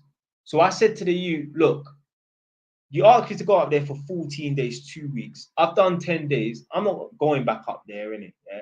For the remaining 4 days. I've done enough, innit? Yeah. Just pay me what I've earned. You know, yeah. The man then was supposed to just this is how you know, yeah, you're getting underpaid and what you're doing is just don't make no sense. It's not worth it, literally. How can a cat who is a prostitute with no teeth in her mouth say to me, you're getting paid £500 a week to be trapping? If you get caught, you're gonna face X amount of time and that. What you're doing is not worth it. Imagine that's like slave labor, you know, getting paid £500 a week to trap for 7 days, yeah, times 2. So I went out there to get paid £1,000 for 2 weeks worth of trapping. If you get caught trapping, if you're lucky, you get 18, do 9 months. So 18 months, do 9 months. If you're unlucky, you get a 2, do 1. Now, you probably come out on early release. So you get a 2, do 1. You probably will come out after 9 months if you're lucky. The cat told me it's not worth it. Anyway, when I got back in contact with this youth, I said to him, look, I've done 10 days out of the 14. I don't want to go back up there, innit? Yeah. So just pay me. Obviously, I'm not expecting you to pay me £1,000 because I've done less than 14 days worth of work. So just give me whatever, like, I don't know, 700, call it, something like that. Yeah? He's like, nah, man, I need you to complete the extra 4 days, innit? So now I'm stuck because if I don't go up, he ain't going to pay me. So I don't want to have wasted my 10 days up there. So anyway, I went back up there, innit? So boom. I've gone back up there now. It takes like 3 hours to get from, like, we traveled from Hackney. So I had to get a cab from Edmonton to Hackney, and then from Hackney down to Norwich, innit? Anyway, yeah, I've gone up there now, and it was hot. It was hot. So anyway, I remember walking through some river, like it's like a lake. I wrote about this in my book. I remember walking through the lake, and there was this couple. They were white. These times I was 18. They might have been like 25, 26. They were walking through the lake. It's a footpath, public footpath. A lot of people walk through there. And that. They were holding hands, but there was something about them. Like, I don't know, there was something about them. I didn't trust them. Like, I felt like they were the police. I don't know why. Maybe it's me being paranoid. I never found out, fortunately. There was something about them. Anyway, when I'm doing my little runs up and down and that, because the way the thing was set, like some people, they will have customers come over and you're just in the yard and you're stationary and that. The way the thing was set for me is I was going out, up and down, up and down. I don't know what's worse. I don't know if it's worse sitting in a fixed location or to be out looking bait on the road, innit? Anyway, but I think probably as long as the house isn't hot and it's not under surveillance, then maybe sitting in the yard is better because out of sight, out of mind, innit? Anyway, I saw this couple walking through the lake and there was something not right about them. I think to myself, nah, they look like they're police officers. Maybe I'm just being paranoid and that. Anyway, I'm going back and forth doing my runs and that. And I'm seeing police just driving past and pulling up and I'm like, rah. I'm like, you know what? I'm tapping out. I didn't tell the youth that I tapped out because them lot would have tried to come look for me. Oh no, we need you to stay in that. So these times, I made sure I accumulated enough money so that I can pay myself in it. Like this youth was making some dough out there, you know. Man was making like £1,000 a day easily, and he had multiple lines as well. So anyway, I accumulated like I think I don't know, like £1,000 or something like that. And I just say, yeah, boom, I'm busting out in it. Yeah. I left the majority of the food behind in this young girl's yard because I was staying in some young girl's yard. I left the majority behind in this young girl's yard. I took a few pebs with me, I don't know, 3 of each, whatever. And then I took about like, I don't know, £900, £1,000 with me. 150 was the cab money, and then I just kept the rest of the money in it. Obviously, I turned off my phone because I'm not stupid. These youths, yeah, when I was out there was a boy that was the same age as me, but he was from Archway, some Kenyan youth. He tried to bust out from them one time because basically they're basically trafficking him. He went out there to shop for them, but he lost £1,000 worth of food. So obviously, they made him work back off the debt. But this guy tried to bust out back to London to get away from them. Them man, they are kind of smart. They waited for him at King's Cross Station, and they caught him. They put him in a car and took him back up to country. But that's human trafficking now, isn't it? Yeah. At first, it was man was being voluntary, like a voluntary man going up to country to shop and that. This youth tried to escape from them. They caught him at King's Cross Station, put him in the car, and took him right back up to country and that. That's human trafficking. So boom. So I'm not dumb. I'm not going to King's Cross Station. So what I did is I paid £150 to pay for a cab right back to Edmonton. Literally, my two brethren that are my dogs from my estate, they were walking on my estate and they saw me pull up in the cab that said Norwich. They was like, "Rah, my man, literally, he just come back from country." Literally, I turned on my phone, yeah, because I turned the phone off, like I said a minute ago. I turned on the phone, 50 calls, 50 text messages. Boom. I phoned back to you, yeah, because I know he's just going to keep phoning me. So I phoned him back. He's like, "But where are you? Where are you? Where are you?" I said, "Blood, it was too hot. I bust out." Yeah? He's like, "Where's the peas? Where's the food and that?" I said, "Obviously, I took what's rightfully mine because I didn't feel like you lot was going to pay, man, innit? I took what was rightfully mine, and your food is fine, innit? Yeah, I stashed it in this location in the yard." He said, "All right, then I'll phone you back." He locked off the phone. These times, I think he's in Hackney, yeah? These are some Hackney youths. I think he was in Hackney, but his brethren was up there, in it. He said, "I'm going to send my brethren there," and he put down the phone on me. Innit? Boom. His brethren has phoned me when the brethren was at the yard, yeah? He's like, "Where's the food? Where's the food?" I said, "Go in this cupboard and it's above here in a black plastic bag, whatever." He's like, "I'll phone you back in a sec." He never phoned me back, yeah? Let's say his name is Hassan. I think his name was Hassan. I can't remember his name. On Turkish you. Hassan has gone to the yard where I said I left the food. He's found it. Well, he's gone there. I said to him, I told him where it was. He said, "All right, I'll phone you back in a minute." He put down the phone on me and he never phoned me back. Anyway, 2 hours later, the youth that I'm trapping for, the one that was on man's case, phoning me like 50 times and that, he phoned me back saying, "My brethren went down there and he didn't find the food. So you owe us a bag, a grand or whatever." In it. I was like, "That's bullshit. If he didn't find the food, he would have phoned me. Yeah, he would have phoned me to say that he ain't found the food. So I know he found the food in it." Anyway, I can't remember if it was the same phone call or next phone call on that. He said, "Well, you still owe us money because you see that money that you took. That's not my money. That's his money. That's why he went to go and find the food." That's bullshit. He sent his brethren there because he's not going to drive from Hackney down to Norwich. He's going to send one of his brethren that are in Norwich. That's 20 minutes away. He's going to send him to go and find the food, innit? These men were trying it. The fact that they were lying about not finding the food, the fact that they were lying about whose money it was, I knew they weren't going to pay me. They was going to make me go. They planned to make me go up there probably for 14 days and not pay me. Imagine that. Imagine when I went out there for 14 days and not get paid. I reckon they weren't going to pay me. Anyway, obviously I'm back on the ends now, and obviously I'm just doing what I'm doing.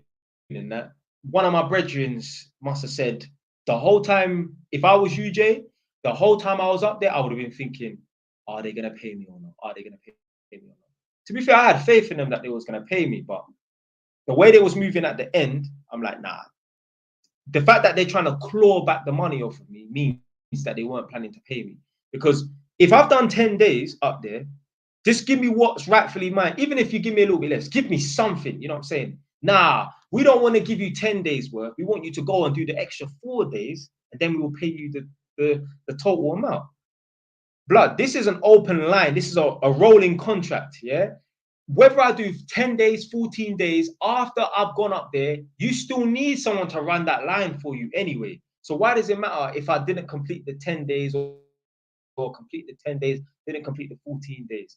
I know they wasn't trying to pay, man. I know they weren't trying to pay, man. So I managed to, yeah, obviously I'm J-Wise and get me smart, man, in that. So I managed to get some money, but get what was rightfully mine in that.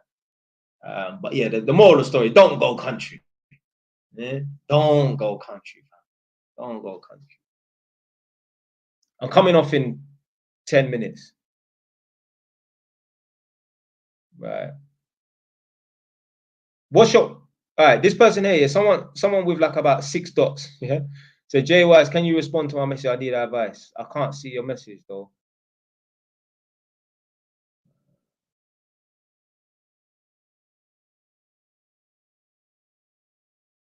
Oh no. Oh hell no. My man said I have 2K saved up. Me and my girlfriend have a shared bank account, but she keeps using for nights out. Blood. Fam, you need to put some blocks on that fucking account, fam. Yeah. Why have you got a shared account with your gal? Have you, fam? Who the fuck does that, blood? It's not even your wife. You're not even married, blood. Man, say I'm a good storyteller. Yeah, I trust me. Man's the best storyteller. Trust me. Obviously, truthful stories. Obviously, man don't make nothing. But yeah, man the best storyteller. Because trust me, you're not the only person that says that. I see it in my comments and that. When I was talking about when I come across one maniac tenant one time. One guy, oh, what's his name? Liz Wani or something like that. Liz Wani, something like that. He's like, nah, you're the greatest storyteller, something like that. Man, trust me. Yeah. And yeah, I got 100 stories to tell.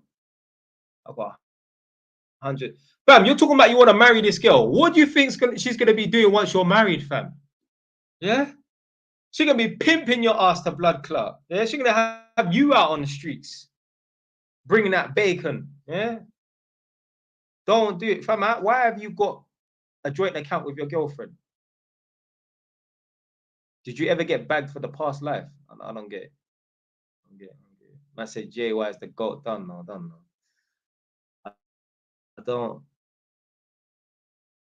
It's just sprinkle, you know. The realest guy on TikTok. Yeah, man. Let me see what the other comments are saying now. Oh, big up. Respect for the new subscriber. Chop boy. So yeah, hopefully I answered that question about how much peas I make in country.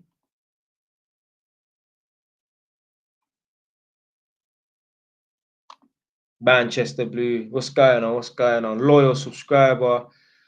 Big up, bro. Just came into the stream. What are your opinions on gentrification? Broke people in this age complain that the rich white people are pricing them out. Yeah.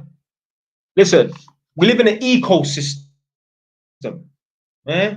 You need to realize we are animals. Yeah? And every now and then, things are put into the ecosystem to wipe out the weak. Yeah? The most adaptable, the most intelligent animals, they survive, and the weak will perish. So it's just like, yeah, we live in an ecosystem. So when they start gentrifying the areas and that, the poor people, they perish because they haven't put in the work. They haven't adapted. I don't feel sorry for none of them. People them in Tottenham getting priced out. People in Hackney getting priced out. Yo, you had the opportunity to buy your yard in Hackney when Hackney was undesirable. You should have bought it or got out. Why are you in a bad area paying rent? You buy the property or you get the fuck out. One of the two. So many people. Obviously, there's been a few get me people them that have bought their properties in Hackney back in the day, like in the 90s and the early 2000s, the early noughties and that.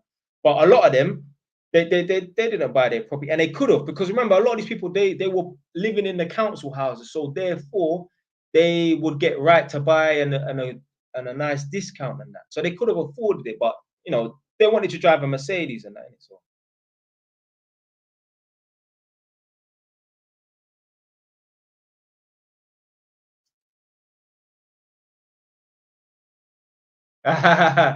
Man, like Liz, right, we're back again. Yeah, done now. I don't even know. Where did I even come up? I don't even know where I come up with that from. So someone said, what made you quit the roads? obviously I've got an apprenticeship, I've got a girlfriend, and now I was like, you know what, fuck the roads and that. But one thing that helped me quit the roads and that, when I came out of jail after the riots in 2011, like when I went on that free of charge podcast, he said the host, big up Michael, the host of the free of charge podcast, he asked me like, "Oh, what made you quit the roads?" And obviously, I said to him like, I came out of jail and I got a girlfriend. I thought, you know what, her ex-boyfriend, like he was in jail as well, and I didn't want to be on the side on the other side of a table or behind a screen and that. You know what I'm saying, in it, yeah. So I thought, you know, let me quit the roads and that, so I don't get myself in trouble, innit. But one thing I forgot to say, one of the easiest reasons for me to quit the roads and that was when I came out of jail, the roads in Edmonton was like a ghost town. Everyone was in jail. Everybody was in jail. On my estate, obviously I had a man them and that. About 4 of my guys were all in prison because they got caught doing whatever they're doing and that. Bare man were in jail, blood. So I was just out on road on my own. I was chilling with my brethren Heat, man. Big up my brethren Heat, man. Yeah? Heat man will tell you bare stories of me punching up man in the ends and that. Yeah, that's a man that can really vouch for me and say like, yeah, Jay was the real deal on road. Yeah, I was chilling with my brethren Heat, man. All of the rest of the man them on my estate, yeah, they were inside. They were literally inside. Because I didn't speak to them every day when I was obviously in prison. I'd phone them like maybe once a week or something. And let's say the riots kicked off. I think, when did the riots kick off? Like the 7th of August or something like that. I can't remember, in it. Obviously, I thought, what's the point of ringing them, man, for 2 weeks? I'm coming out in 2 weeks or something. I didn't bother ring them. And then I came out, and then basically I came out on Friday. One of my brethrens, this is so it's nice. It's nice to hear that, man. Sure, you love it. I came out on Friday, and I think, was it Saturday or Friday night? I think my brethren phoned me and he said, Jay, listen, yeah, I was gonna give you a whole day to just chill and that, but blood, I ain't seen you for like 2-3 months and that, whatever, innit? Because obviously I didn't see him for like a month before I went in jail. I only went in jail for 2 months. He's like, nah, man, I don't even want to wait a day, man. Where are you? I'm coming to see you, innit? that was nice still, innit? Anyway, he came to see me, and this is what people do when they come out of jail. They just ghost. Yeah. You come out of jail and you don't leave your house until night time, and you don't want to see no one. You don't want no one to know that you're back on road, and it's weird, isn't it? I'm sure I'm not the only person that done this. So anyway, I didn't even knock for no one. I didn't tell no one that I came out of jail. But my friend knew I came out of jail because he went to my house, my mum's house, and she told him that I was coming out. I didn't even know my mum knew. I wanted to surprise my mum. But they got in contact with my mum because basically they want to know, when you leave jail, they want to know where you're going. If you're homeless and you have nowhere to go, then they'll put you in a hostel. If you have your parents' house to go to, they want to check the relationship and see if it's all right for you to go back, because you might have some issues. And my mum did kick me out of the house a few days before I went to jail, actually. So my mum said, yeah, he's all right to come back and that. So my mum knew that I was coming out on August the 19th. So when my brethren went to my mum's house to find out when I was coming out, she said, oh, he's coming out on Friday.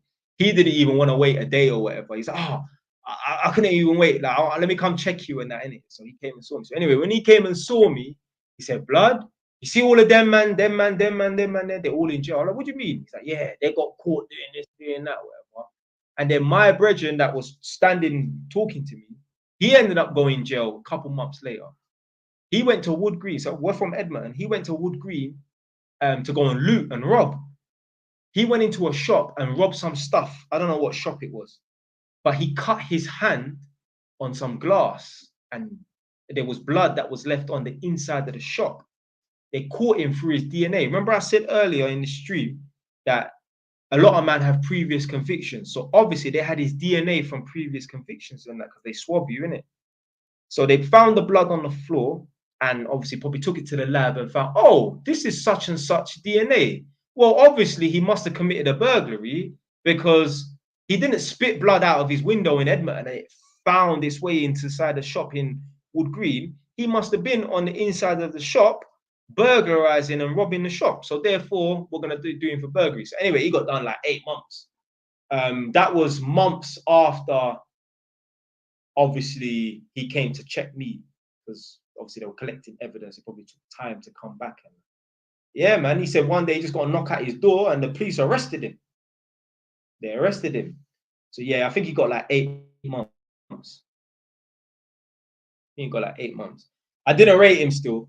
I didn't rate him though, because he would subscribe to Christianity as his default religion. My man went in jail, came out Muslim.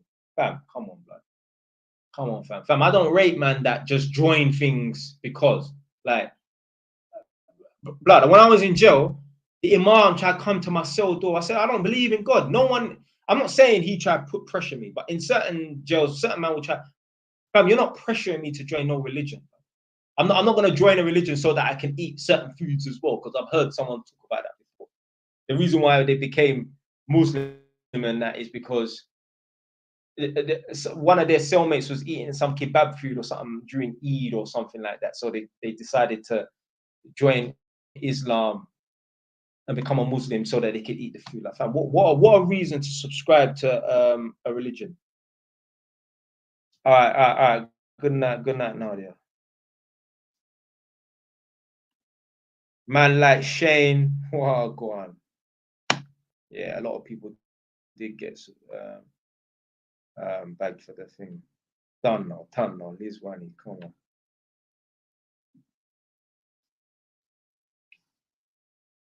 I said chaos ran you down.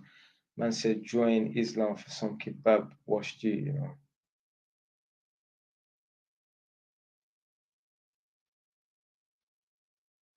Do you know how to give houses to tenants on license and get paid 2 times? Do you know how to give houses to tenants? What do you mean on license? What does that mean? How much you should drop on a first car? 2 grand? I'll say about 2,000, 3,000.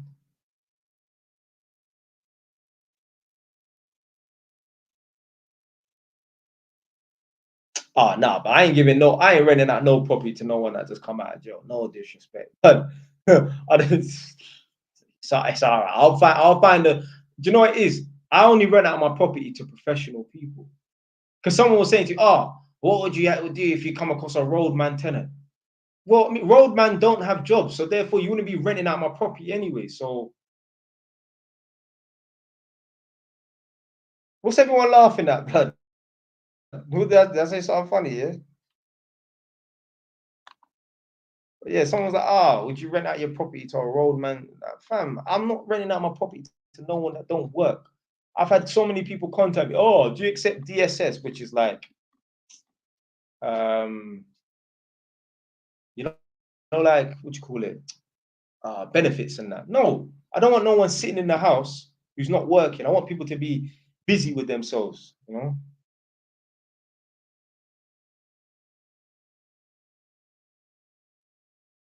So love from HMP bros.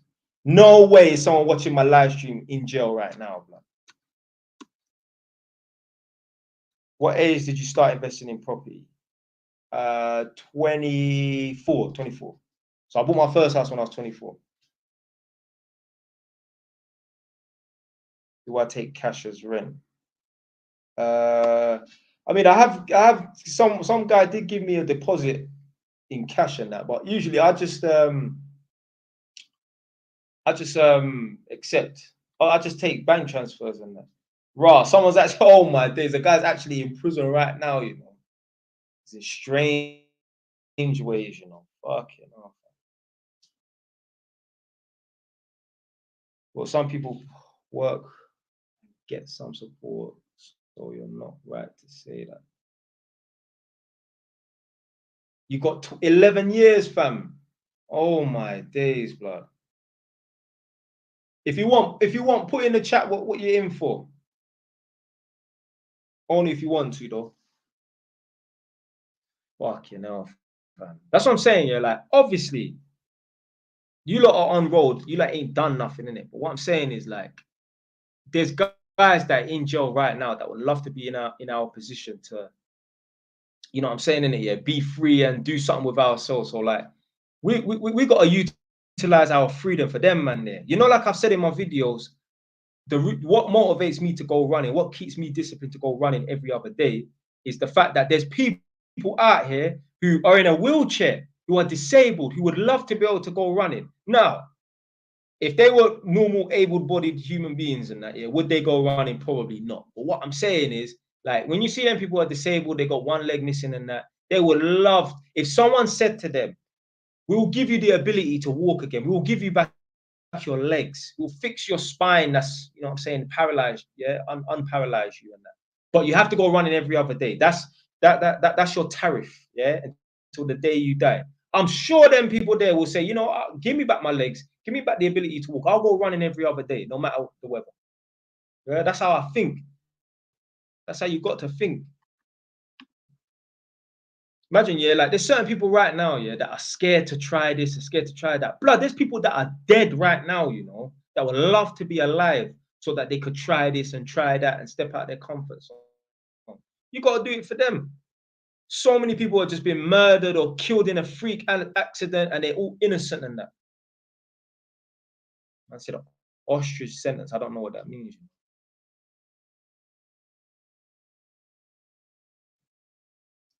Oh my days, a man. Oh, ostrich sentence. He's got a long bird. I think this guy pitched someone, you know. Jesus Christ, man.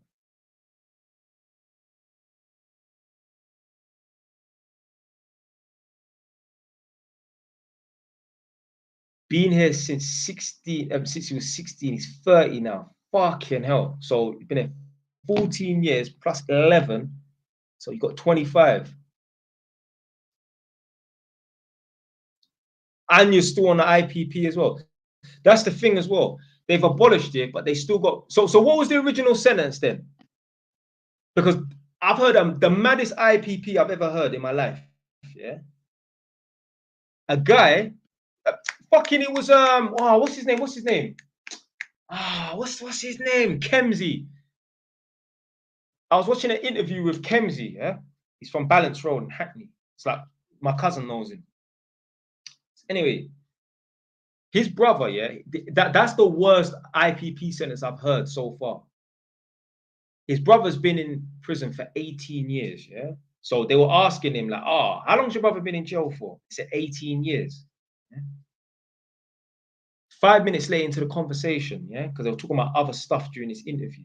So he said, my brother's been in jail for 18 years on IPP. He's been in jail for 18 years on IPP. 5 minutes later into the conversation, they said, hold on a minute. What was your brother's original tariff? Yeah, what was his original sentence? 18 months. 18 months. Imagine being in jail for 18 years, but your original tariff was 18 months, you know. Think about how many 18 months you can get out of 18 years, blood. That's craziness. You know, yeah, there's guys right now, yeah, that are on IPP or been on IPP for like 12 years, and their original tariff was 2 years, and it was for like a fight or like I done a reaction video to people that were on IPP, and their original tariff was like 6 months, but they've been in jail for 5 years for stealing. Obviously, they got hella what do you call it, previous convictions and that. But still, you can't put a man on IPP for 12 years or whatever, or put a man on IPP in general just because he stole from a shop. Right, let me see what he said. It's crazy. So the original,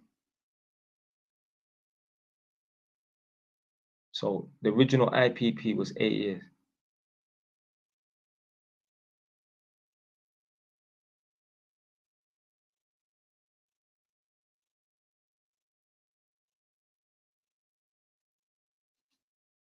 Yeah. I heard about Bronson still. I've seen the film. Bronson was a maniac. Bronson was a maniac, blood.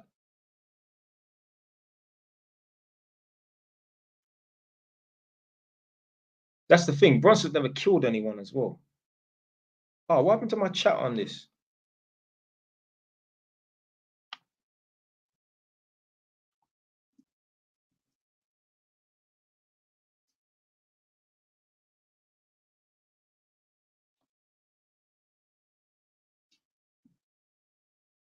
Uh,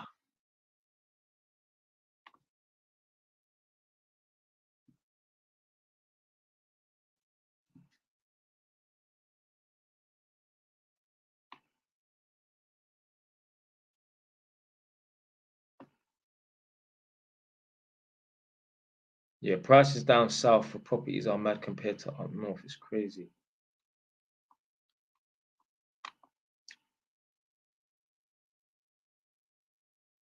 So Woody, you know, like when you get out, yeah, because you've been in there so long, do you feel like you're institutionalized? Like you won't be able to adapt to like normal like mainstream society and that? Because I've seen like films and like documentaries and that. There's certain man when they come out, they can't handle it, and they do their best to go back to jail because they'd rather just get they're so used to the routine and that they'd rather be in jail for the next 4 or 5 years rather than have to deal with life like because them man they don't know how to pay bills. Them man they don't know how to get a job. Them man they would rather just be in jail because it's easier.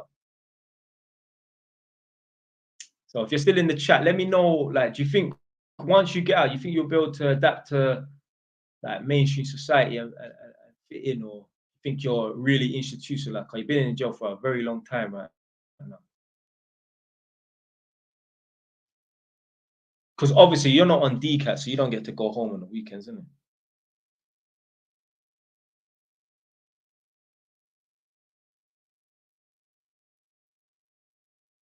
And that's the thing. I had someone come out of jail in December of last year.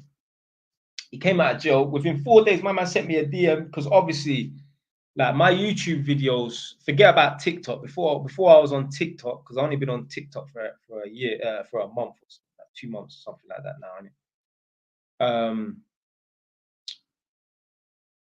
what do you call it? Yeah, he'd seen my videos and that. So when he came out of jail after 4 days, he contacted me and said, "Ah, I resonated with your thing because I was talking about the joint enterprise, and I'm saying that there's a lot of men right now sitting behind an iron door for a murder they didn't commit just because they was there." I'm saying, and he said like literally, that's the situation that he was in. He'd been in jail for 12 years behind the door, no DCAT, nothing, straight 12 years for a murder that he didn't commit. He was there. He didn't stab, he didn't shoot, he was just there. And the judge had him sitting behind the door for 12 years. And I think my man's gone, so he's not going to be able to answer that question.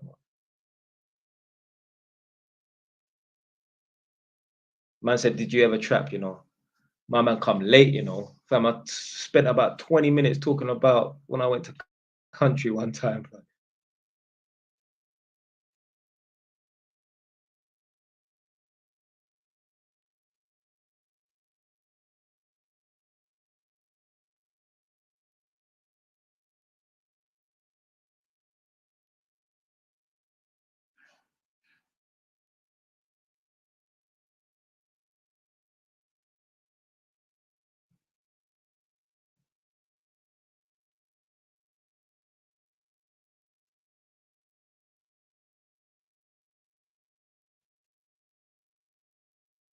Yeah, yeah, yeah. I got a motorbike still. Your parents wealthy like you? No, no, no. They're not. They're not. They're not. They're not.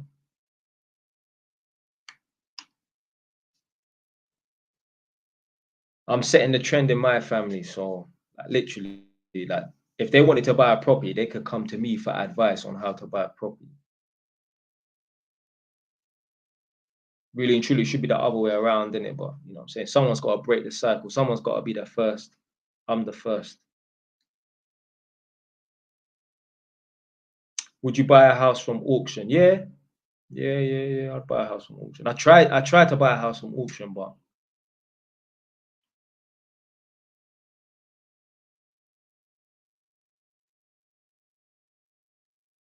how the trappers use their cash to buy houses, they can't prove it. They just probably set up a limited company and just put the money through the books and that. Are you ever gonna buy an expensive car? One day, one day, not anytime soon. Should I stop trapping? I make a couple of bills a day. Is that even a question? Of course, I'm gonna say to stop trapping, blood. Fam, when you're trapping and that, blood, you have an imaginary sand timer beside your head, fam. You might have 5 years left, you might have 5 days, you might have 5 months, but at some point you're gonna get caught, blood. So it's best to just stop now. Quit while you're ahead. while you're ahead. There's an imaginary sand timer. The clock is ticking. Yeah.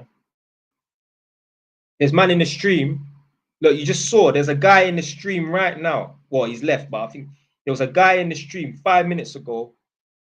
He's in jail for murder. He's watching my stream from prison. Yeah? He would love to be on road so that he could live a normal life, bro. So fam, don't abuse your freedom. Obviously, freedom is I'm gonna say God-given right. I don't believe in God, but you know what I'm saying? It's a God-given right. You should be free. But what I'm saying is don't take it for granted by shotting and that. Just do the right thing, man.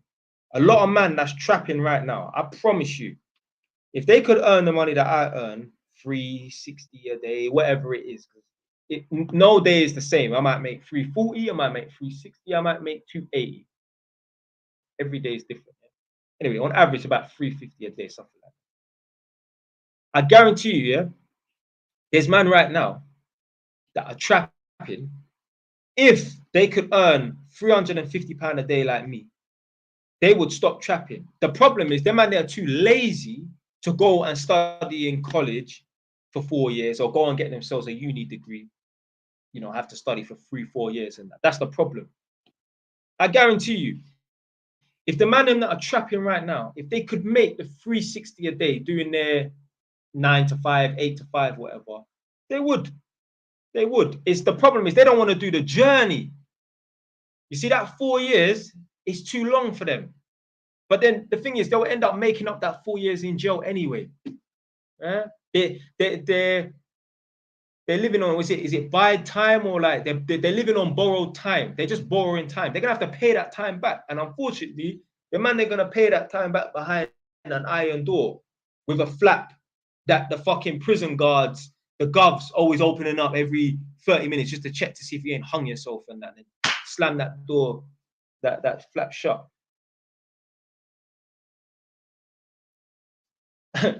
At some point in your life, you're gonna have to do 4 years. Yeah, you're gonna have to do 4 years. Either you do that 4 years in the classroom, or you're gonna have to do that 4 years behind the iron door. Yeah, if you want to make real money. Yeah? And if you can't be bothered to do the 4 years in the classroom, and you're not got the balls to do the 4 years on the road thing, then you're just gonna end up working a shit job.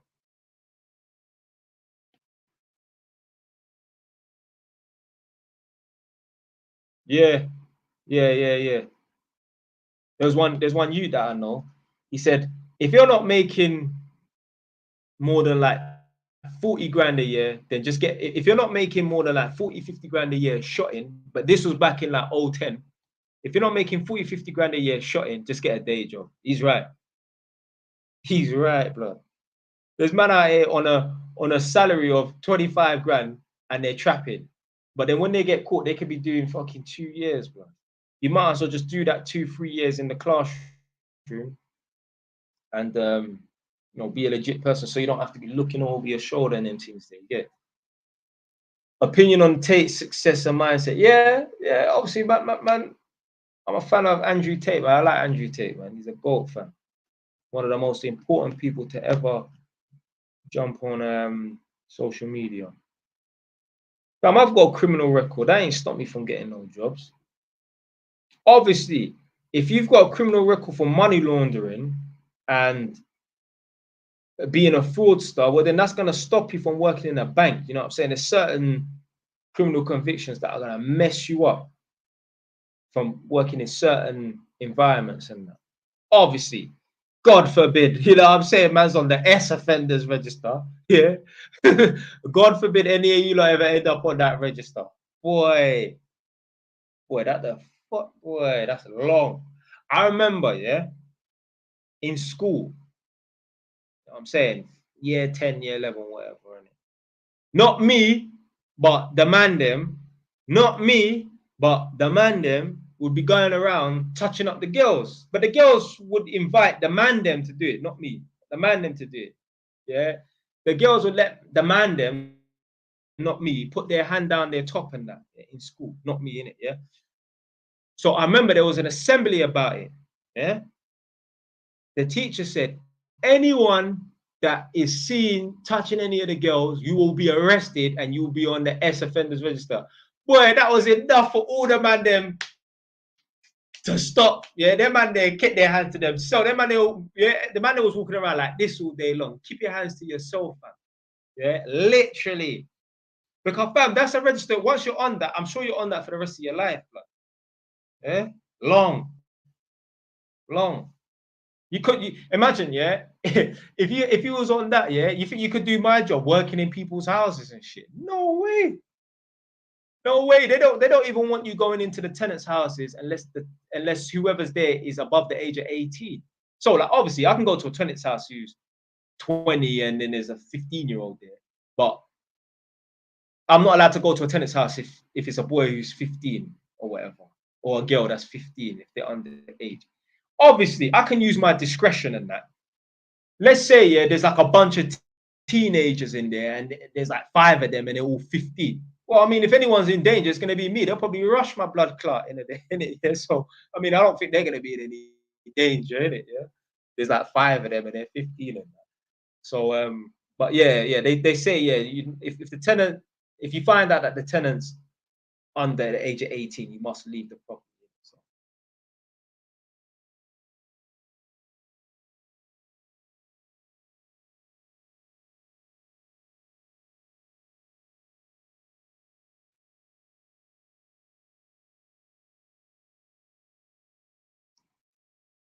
I said, what customers have ever tried to offer you a different type of payment?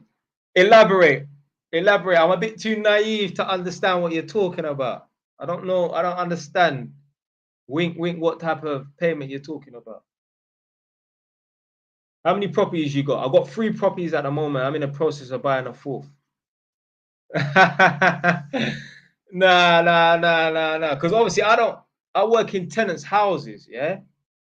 So I don't.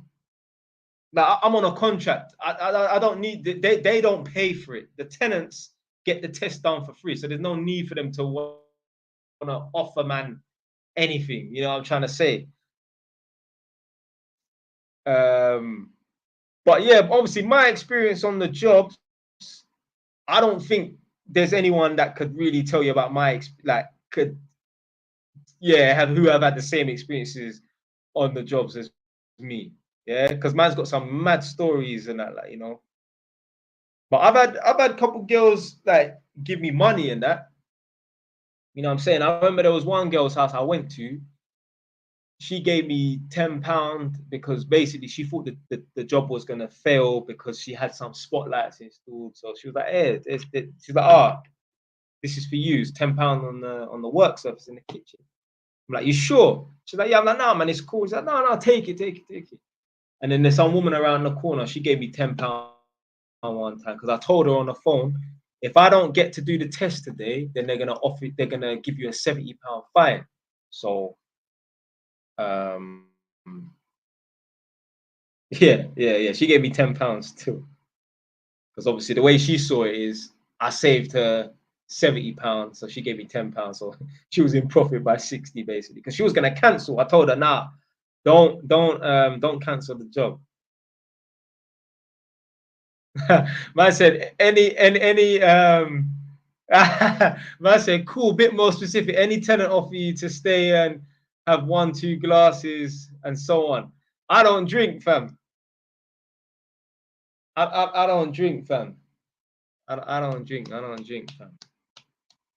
What do people say when they're guilty but they don't wanna? What do we say in the interviews? No comment. Yeah, that's it. Yeah, no comment. No comment. No comment. Yeah, no comment. No comment.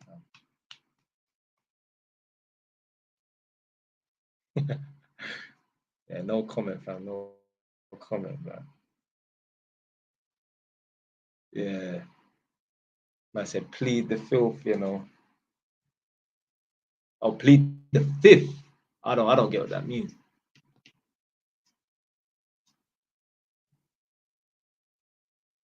Have a tenant with a grown son telling me she can't pay rent, the rent increase. Her son's driving a BMW. Yeah. Man said Jay, yeah, Jay's defo crash call on a few mils, you know.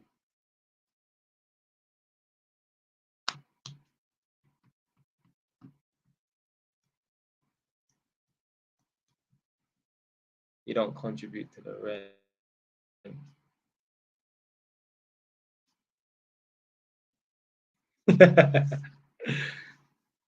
Come on, them. No, fam.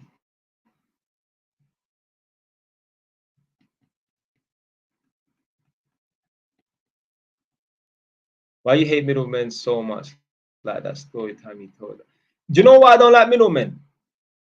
I'm not talking about like, so the thing is, yeah, when I released them videos, obviously one of them videos there where I was talking about the old school friend that I bumped into at the petrol station was trying to make a £25 drink on me, and I was thinking, like, what are you on, fam? Really? Like, that's some low level catty kind of, you know what I'm saying? I'm not talking. Obviously, there's big men that, sorry, like in the real world, in the corporate world, there's middlemen, mortgage brokers. My girl's a mortgage broker, so she's a middleman, yeah, or middle gal, yeah. But this old school friend and that is trying to make a £25 drink, probably because he buns weed. So a man's just like a scavenger. Just, and think about it this way, yeah. Like, you know someone that needs a cooker installed. They're trusting you and they're putting their faith in you to find someone that can get them, provide them a service and that. And you're gonna go and make a £25 drink on them. I don't respect that. That's some, but you're a schemer, fam. I don't respect that, blood.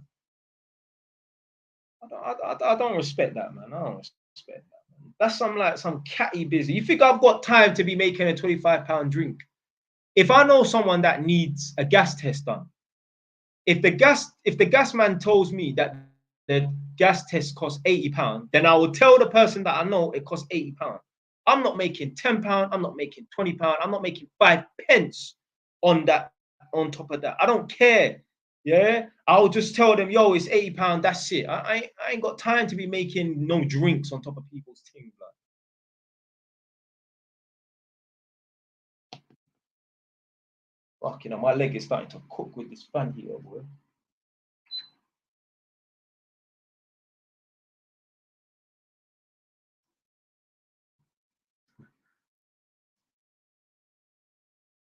Yeah, it's scummy. It's scummy, fam.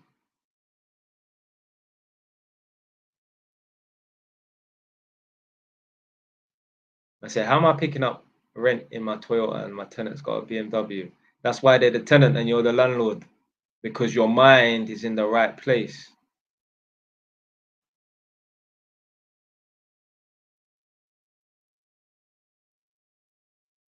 I said, I'm broke. Should I be playing video games? Nah, fam. You should be using that time to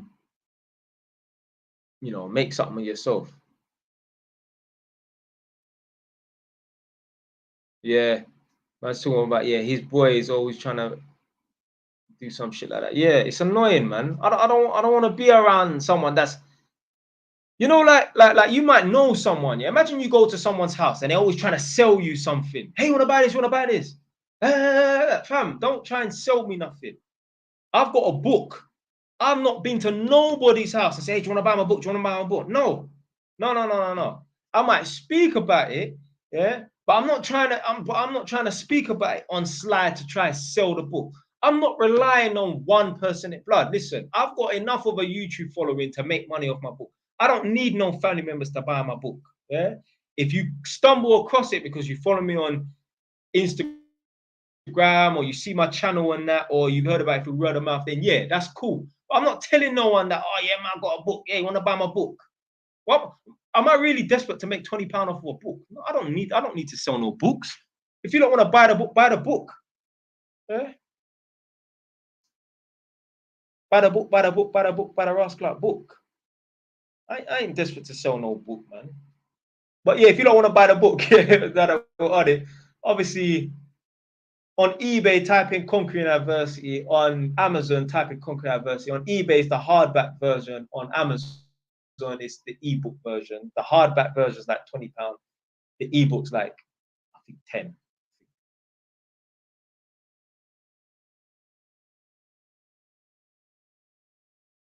Yeah, yeah, yeah. I wrote a book, man. Man wrote a book still. That's partly why.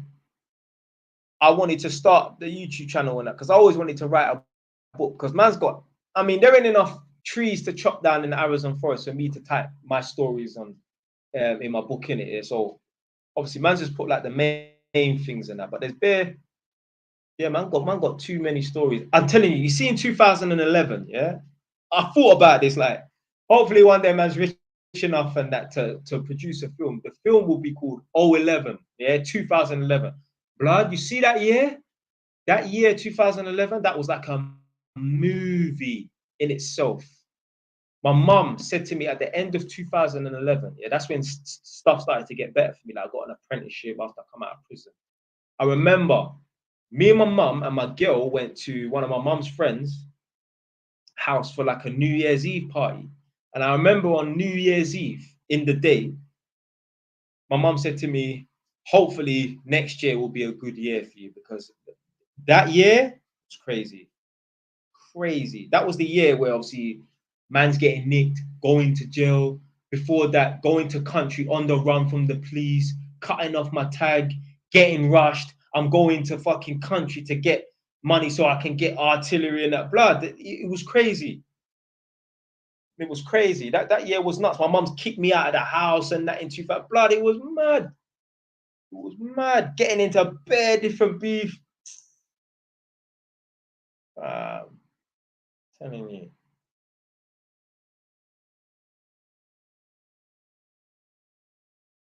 Who claims you can invest £1,000 in what, I don't know.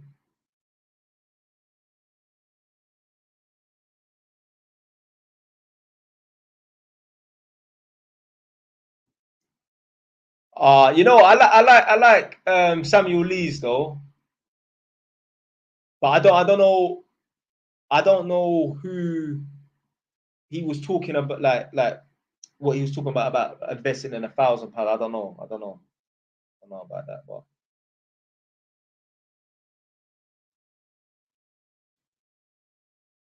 yeah, you know what? Yeah, man was just getting into beef with a lot of different people and that, just that dumbness.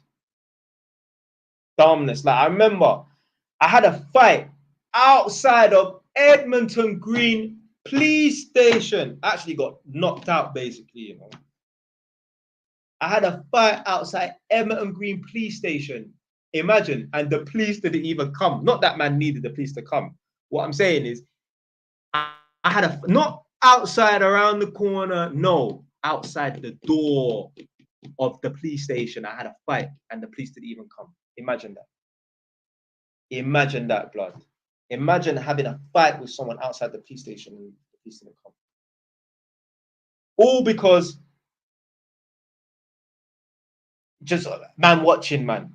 You're looking at me. You're looking at me. Man will die over that.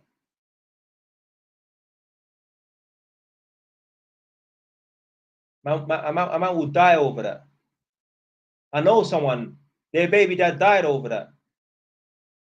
Just walking down the road. Fam, you're looking at me, blood. You're looking at me. From there, it just escalates. You know how many men have died in a club just because someone stepped on someone's trainer?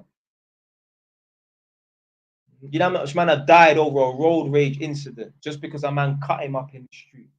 There was a youth in South London. This was a long time ago, like 2010. This youth was on smoke. He got into a road rage incident. Someone cut him up. The guy just jumped out of the car and shot the guy in the head. Luckily, the bullet disintegrated in the guy's head. So the bullet did not penetrate the guy's head. I don't know what sort of rebore, some shit little 22 gun this guy must have had. But he jumped at the car, bam, slapped it off. The bullet disintegrated in the guy's skull. So it didn't penetrate his forehead and go through his brain. Anyway, I think they done him for like attempted murder, basically. All because a man all because a man cut up a man. Nah. I'm not gonna get into it in this live stream. I'm not gonna get into it in this live stream.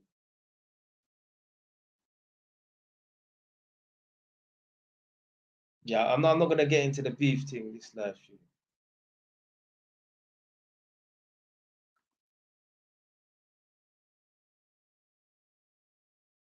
Man said, Jay, Wise, you've inspired me to give up on drip. I walked to the store, resisted the urge to buy.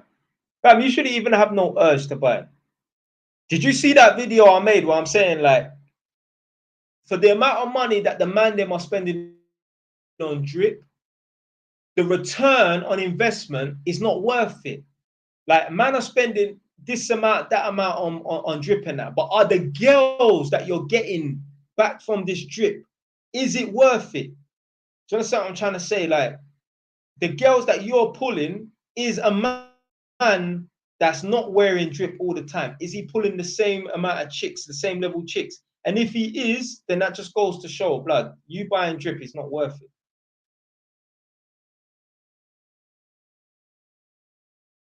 I say, what is it exactly you're doing? What is it? What is it actually doing for you realistically? Yeah. That was a tongue twister, man. Yeah, superficial, gal. There's certain chicks out here, and I'm not just saying it because obviously, you know, I've got this good joke going on with the Mercedes thing. But there's certain chicks, if you're not driving a Mercedes, they don't want to deal with you. Forget them, fun them. There's certain chicks, if you're not taking them to Nobu or whatever, Novoco, whatever, Salt Bay's restaurant for a first date, they don't want to deal with you. Blood, those girls just want an experience. They're not interested in you like that. What do you think of degree apprenticeships? I mean, I don't know the ins and outs of it, but I mean, I'll put my blind faith in it and say it's probably a good thing, isn't it? Yeah, I mean, if that can get you into a job, into a career path, then yeah, why not? I said, bro, the ultimate question is, do you secretly have a Mercedes? Nah. I probably would never get a Mercedes. I'll probably get like a Jaguar F-Type R or something like that.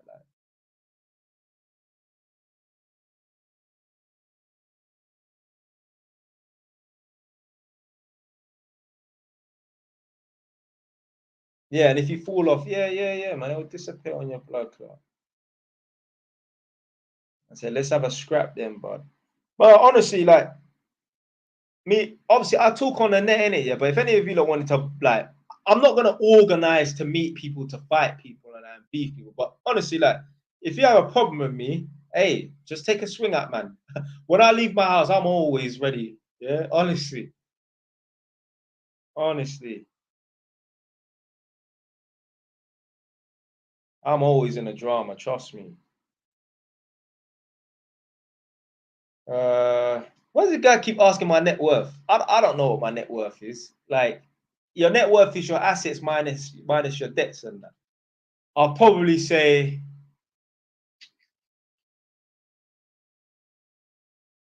let me think about this.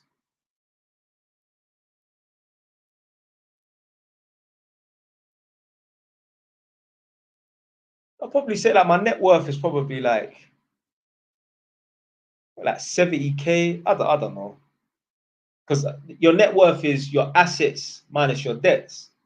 I could say, like, because I've got 2 flats at the moment, they're worth, one flat's worth 130, one flat's worth 120, so we're at 250. This house is worth 210. So 250 plus 210, that's 460. But my net worth is not 460 because I have those are like my assets, but my debts are still quite high because obviously I have money that I need to pay back.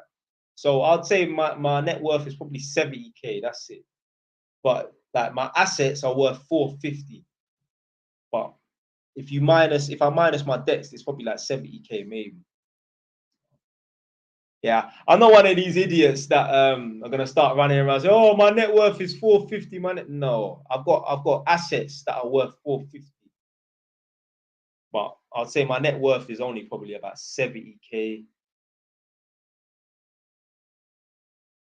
Nah, I ain't no millionaire, blood. Not yet, fam. Yeah, 450K. Because this house, so my house here that I live in is worth 210. Then I got a flat around the corner that's worth 120, and I got a flat around the corner from that's worth 130. Now, my most recent flat that I bought, I'm buying the flat that's opposite. Yeah, I'll complete on that before Christmas. I'll make a video. I'm gonna make a video. I'm gonna show you this house. Then I'm gonna go to my first flat that I bought. Then I'm gonna go to my second flat that I bought, and then I'm gonna go to my third flat. All in one day. It's only gonna take me an hour to do. Obviously, the video is not gonna be an hour long. The video is only gonna be like what, 10, 15 minutes long. Obviously, I'm not going to be able to show you inside the tenants' rooms because obviously there's people living there and I ain't going to show you their personal space. So. But yeah, I'll make a video showing in it because man talk all of this. I got to show people in it. To be fair though, when I bought my last flat last December, obviously I was in this house. Obviously, I was renovating the kitchen and that because the kitchen was fucked. Obviously, I've done up the kitchen now. Then I took you lot to, well, I took the viewers them who was watching to my first flat. Then I took them to my second flat. So.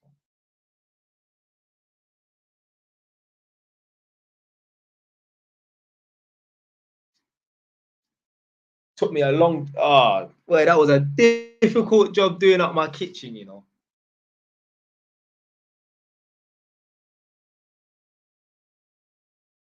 I remember when I first done out the kitchen, I was like, yeah. You know when you just sit back here like, yeah, I done that. Yeah, the man didn't have to call in no one to start all the work myself. Yeah. I remember cutting them tiles, boy. Boy, that was long. That's how you know. This is how you know a man's dedicated to the task. Yeah. So obviously, last December, that's when I completed on my most recent purchase. Yeah. So I must have got the keys for the flat like on a Wednesday. The next day, I've left this area and gone back home to Edmonton. Yeah. And obviously, I must have touched down in Edmonton Thursday. Get me? I'm there Friday, Saturday. Christmas Day was Sunday. I said to myself, I said to my mom, I'm gonna stay until the day after Boxing Day, and then I'm gonna go back up to go back up to Northampton, innit? Anyway, Christmas Day, Christmas night, I'm sitting there on the sofa thinking, bruv, I've been in Edmonton for 4 days. I've done enough. Yeah, I've spoke to my I've chilled with my mum long enough. Fuck it. I said to my mum, I'm going up to Northampton tonight. Yeah, literally, I jumped in my car at like 9 o'clock and came up here because I had a kitchen that was looked like a bomb had gone off. You lot saw it in the video if you lot seen the video. My kitchen looked like a bomb had gone off. Then I had a flat that needed renovating. I'm like, nah, I'm not sitting on my mum's sofa chilling and chatting. So yeah, I just left. I just left. The next day, man, got up early in the morning, went down to the flat to start working. I love working. I love working. I love having stuff to do, man.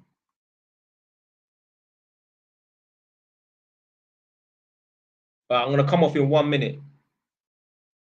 Oh yeah, I made it to 3,000. Yes, I made it to 3,002 followers because I said like, yeah, obviously, man, I want to see hopefully get this stream up to 3,000 followers. So I got 3,002 followers.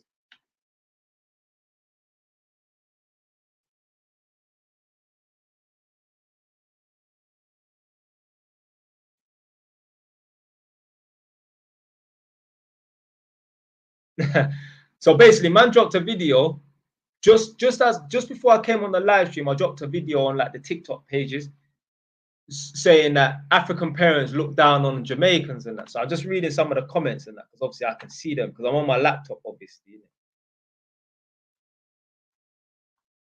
And someone's like, "This guy is literally." I think someone said, "Oh shit." I think someone said this guy's literally Nigerian and Jamaican because obviously I done that DNA test in it. So man's 40% Nigerian. So a lot of people they confuse me for being Nigerian for some reason. It's probably that. So.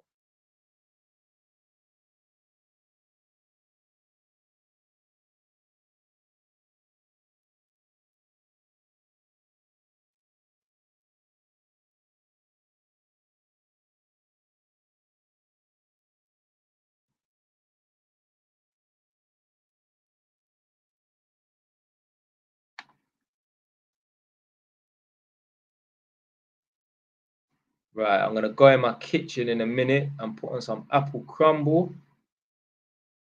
Gonna be my local treat before I go bed. You know, I need to check my work schedule, see. I think I got an early morning job tomorrow as well. Let me see.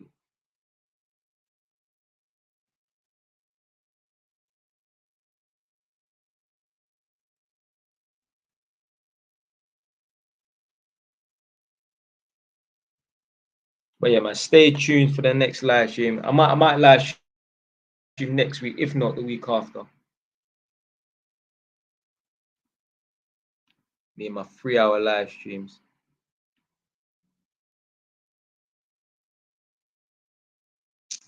But I've got to be at someone's house at like 8 in the morning. I hate those jobs. And it's far away as well. Well, it's not far away, but it's not near my house.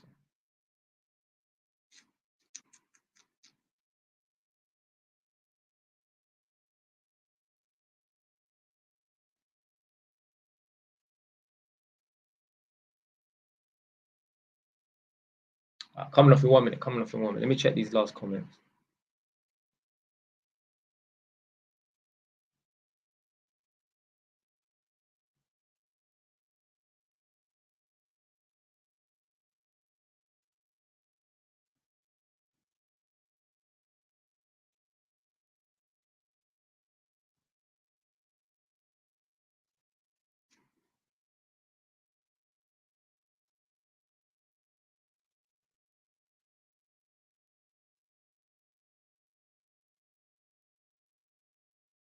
So when are we going Turkey together? I don't know you.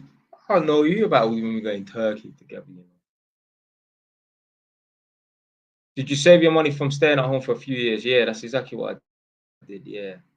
So I was only giving my mum like £250 a month or £200 a month, something like that. Some people are like, you was earning 1,800. You only giving your mum 200. Yeah, but you know, at the same time, I weren't driving a Mercedes. I weren't going on holidays every 2-3 months. I wasn't living a lavish lifestyle.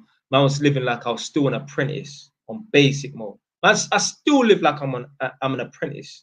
Yeah, basic mode, fam. Because like I say, you don't want to start racking up direct debits and that, like having cars on finance or cars on lease. Yeah, you got to see life like a marathon race. You want to be as light as possible. Yeah? Imagine running a marathon and you have to run a marathon with like a 20 kg backpack on your back. You'd rather run a marathon with nothing. So when you got a car on finance and you got credit card debt and background borrowing and shit like that, you got background debt. That's like adding weight to your race. You want to be as light as possible. So leasing cars and that's an unnecessary weight that you're adding. And this is the reason why I have not leased or financed a car yet.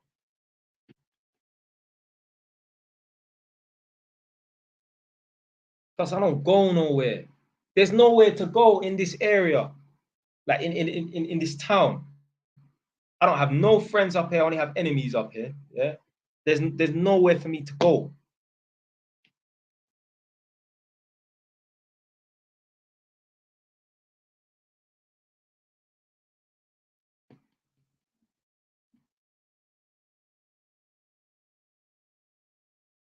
Nah, I won't be coming back to London. I'll probably move like Hertfordshire or like Essex somewhere. I say, why do you have enemies in Northampton? Obviously, I don't have enemies like that. What I'm saying is, like, I've had to put hands on a lot of people in this area. Like people on my estate, like I must have punched one gypsy in his face. He must have found out where I lived, come to my house a month later, I had to bruck him up outside my yard. You're not fucking coming to my front door, because you know what them gypsy people like he's just being a gypsy, just making up noise. I just put on my trainers and mashed him up. He didn't even fight back. But you have to get to know I'm a fucking Jamaican, blood. I'm not Irish. You're not coming to my house, because this is the thing. Yeah, the reason why them gypsy people get away with behaving the way that they get away with behaving the way they behave is because English people don't bruck them up. They don't mash them up. Yeah? But I'm not even gonna lie to you. Yeah. So you see where I sleep in my bed, obviously, man keeps something there. Yeah, obviously, yeah. But I even keep something in the shower. Yeah. Ask my girl. If my girl was in the live show, she'll tell you, yeah, Jay's got something in the shower. Yeah. You know, like where my shower drawers are. I'm not happy because obviously when I did mash up that gypsy, you know what they're like, innit? You'll mash up one of them and then they'll have 7 of them fly through your door. Yeah. I remember the day it happened, I was talking to my girl on the phone. She's like, oh, do you want to come to my house? Because she was living around the corner at the time. I was like, nah, man. Obviously, I thought, oh, like, I should bust out. I thought, nah. I'm going to hold down the fort. Yeah. The king has to defend the castle. Because the guy was calling people to come to the estate. Yeah. I've seen cars pull up on the estate. So I'm in my yard looking out the window, gripping my thing, yeah, waiting. Yeah. I'm not having no one. Yeah. You're not flying through my door. So from that day, I thought to myself, right, I'm not even getting caught lacking in the shower. Yeah. So yeah, I've got my thing in the shower. I promise you, I'm not making this up, blood. If my girl was in the stream, she would tell you, yeah, Jay's a madman. Jay has got something there in the bathroom. Because you know, I'm not getting caught lacking in the shower. No way. No way. I'm not having man fly through my door and nah, fam. Nah, I'm gonna cut someone's sausage off, blood. Yeah. Yeah.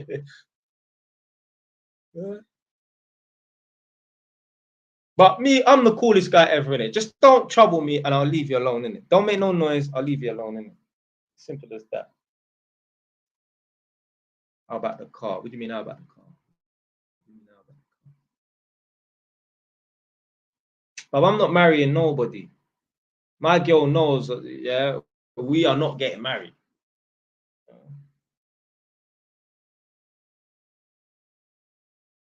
Not getting married. Nah. I'm not. Nah, I don't. Nah, I don't keep nothing in my car. I'm not getting caught. But nah. I don't. Me. I don't walk around with weapons. Even when I was on road, I would go Tottenham with nothing. Nothing. Yeah. I've got enemies in Tottenham.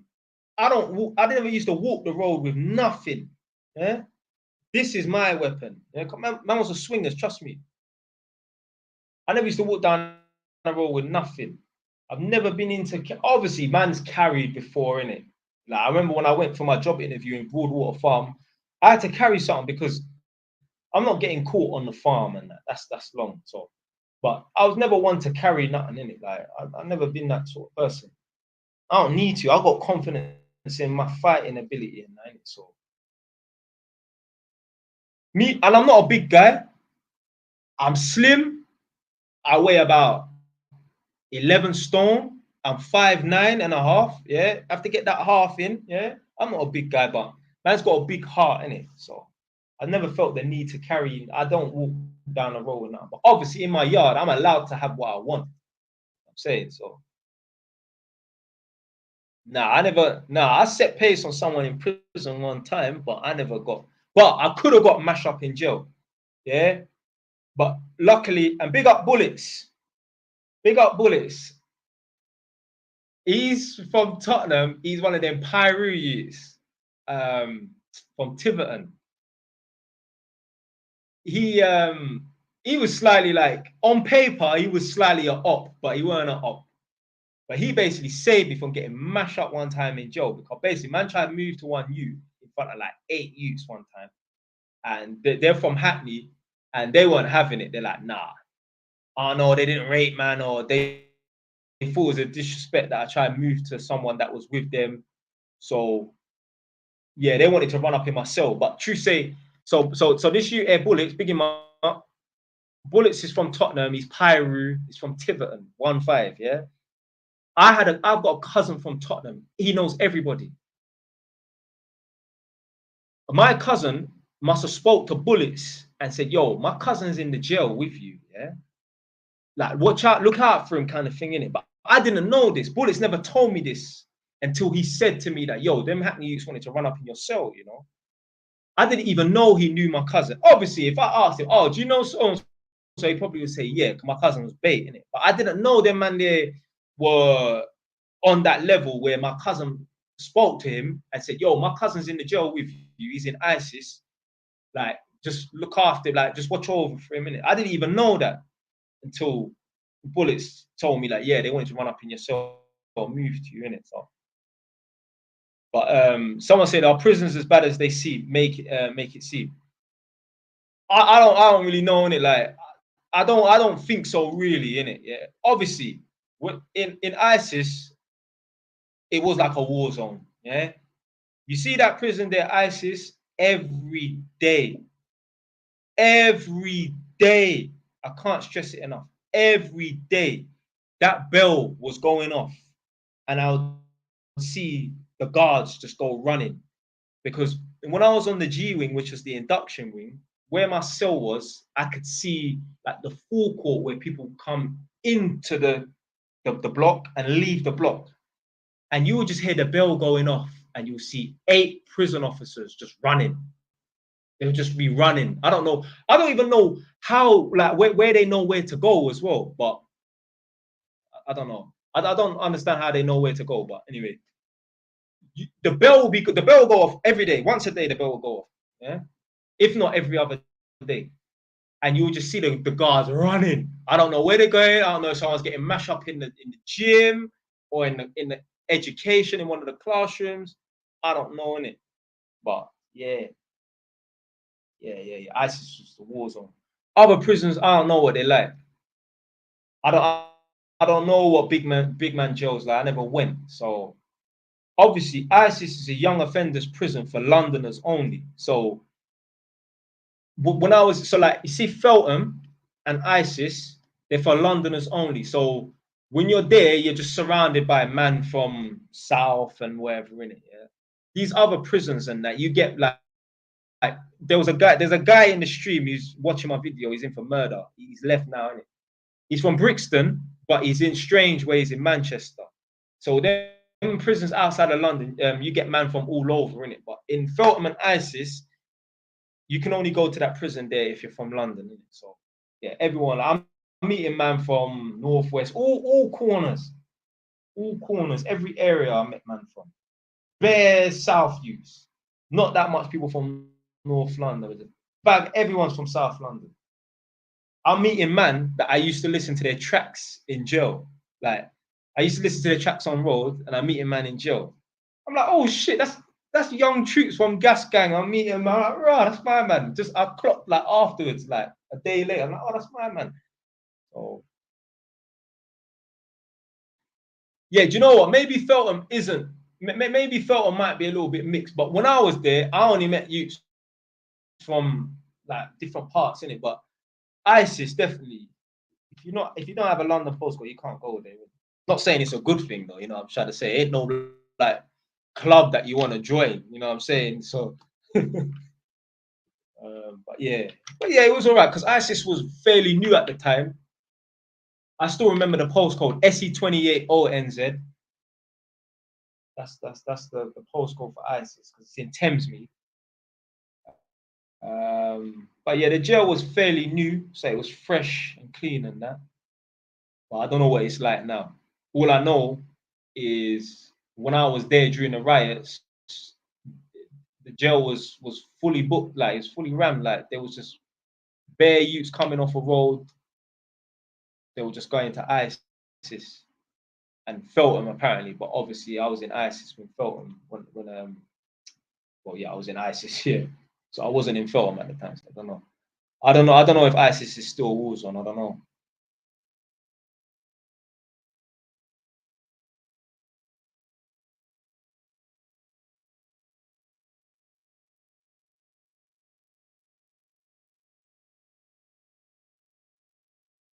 All right, I'm coming off in a minute.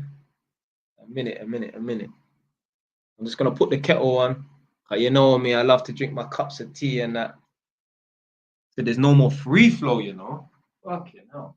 I remember when I was in Feltham, yeah, just before I left Feltham, they stopped Soch. Like Soch was every day. They stopped it. It was like every other day. And I was like, fuck this. I was glad to get out of fucking Feltham. That was like a ghost prison. You know, like some old prison. Like, trust me, there's older man around me that's get me the generation before, man. If you get what I'm trying to say, told me how he went to Feltham and he was on this wing, that wing, and that. So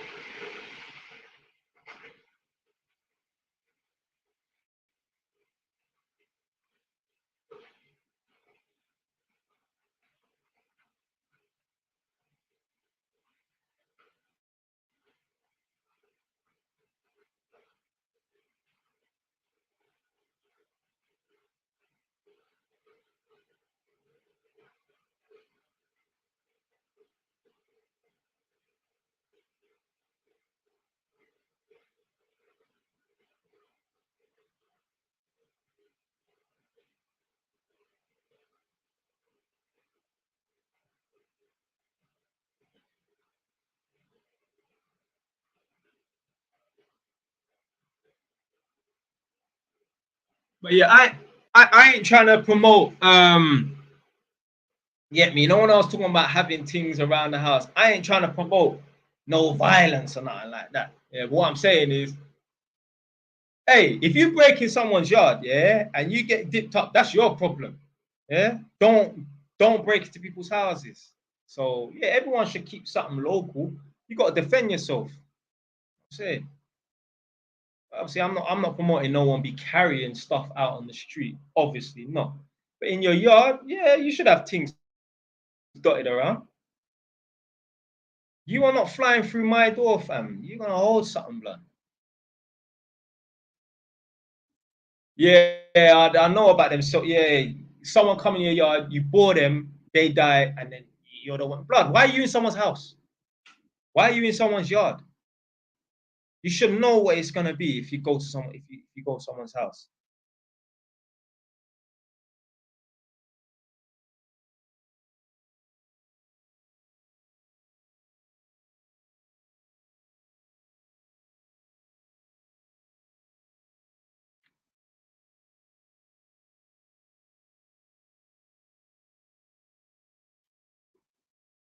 I said, big up Croydon Road, you know. Come on. I wonder if that youth club is that youth club still going, Croydon Road?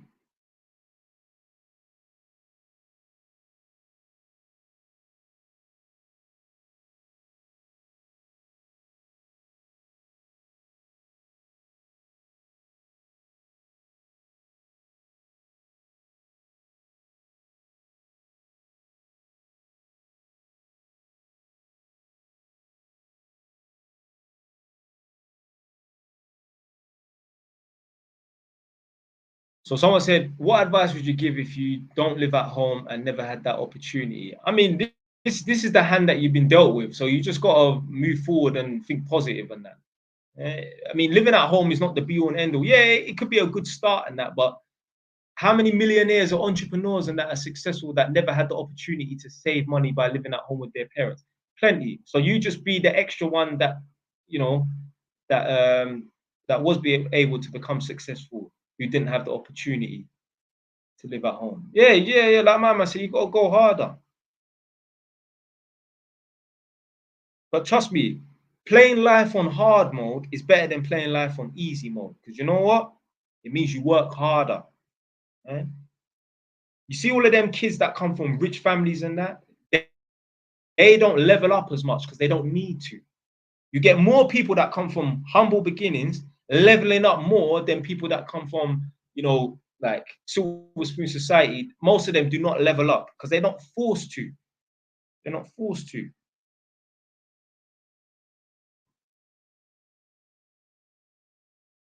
All right, and that's gonna be it for today.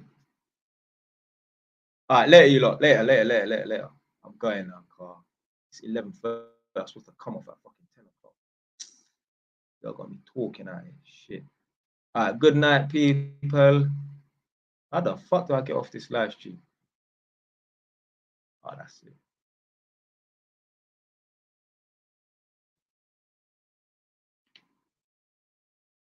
All right, my YouTube people, I'm gone. Take it easy. Stay wise. Done, man.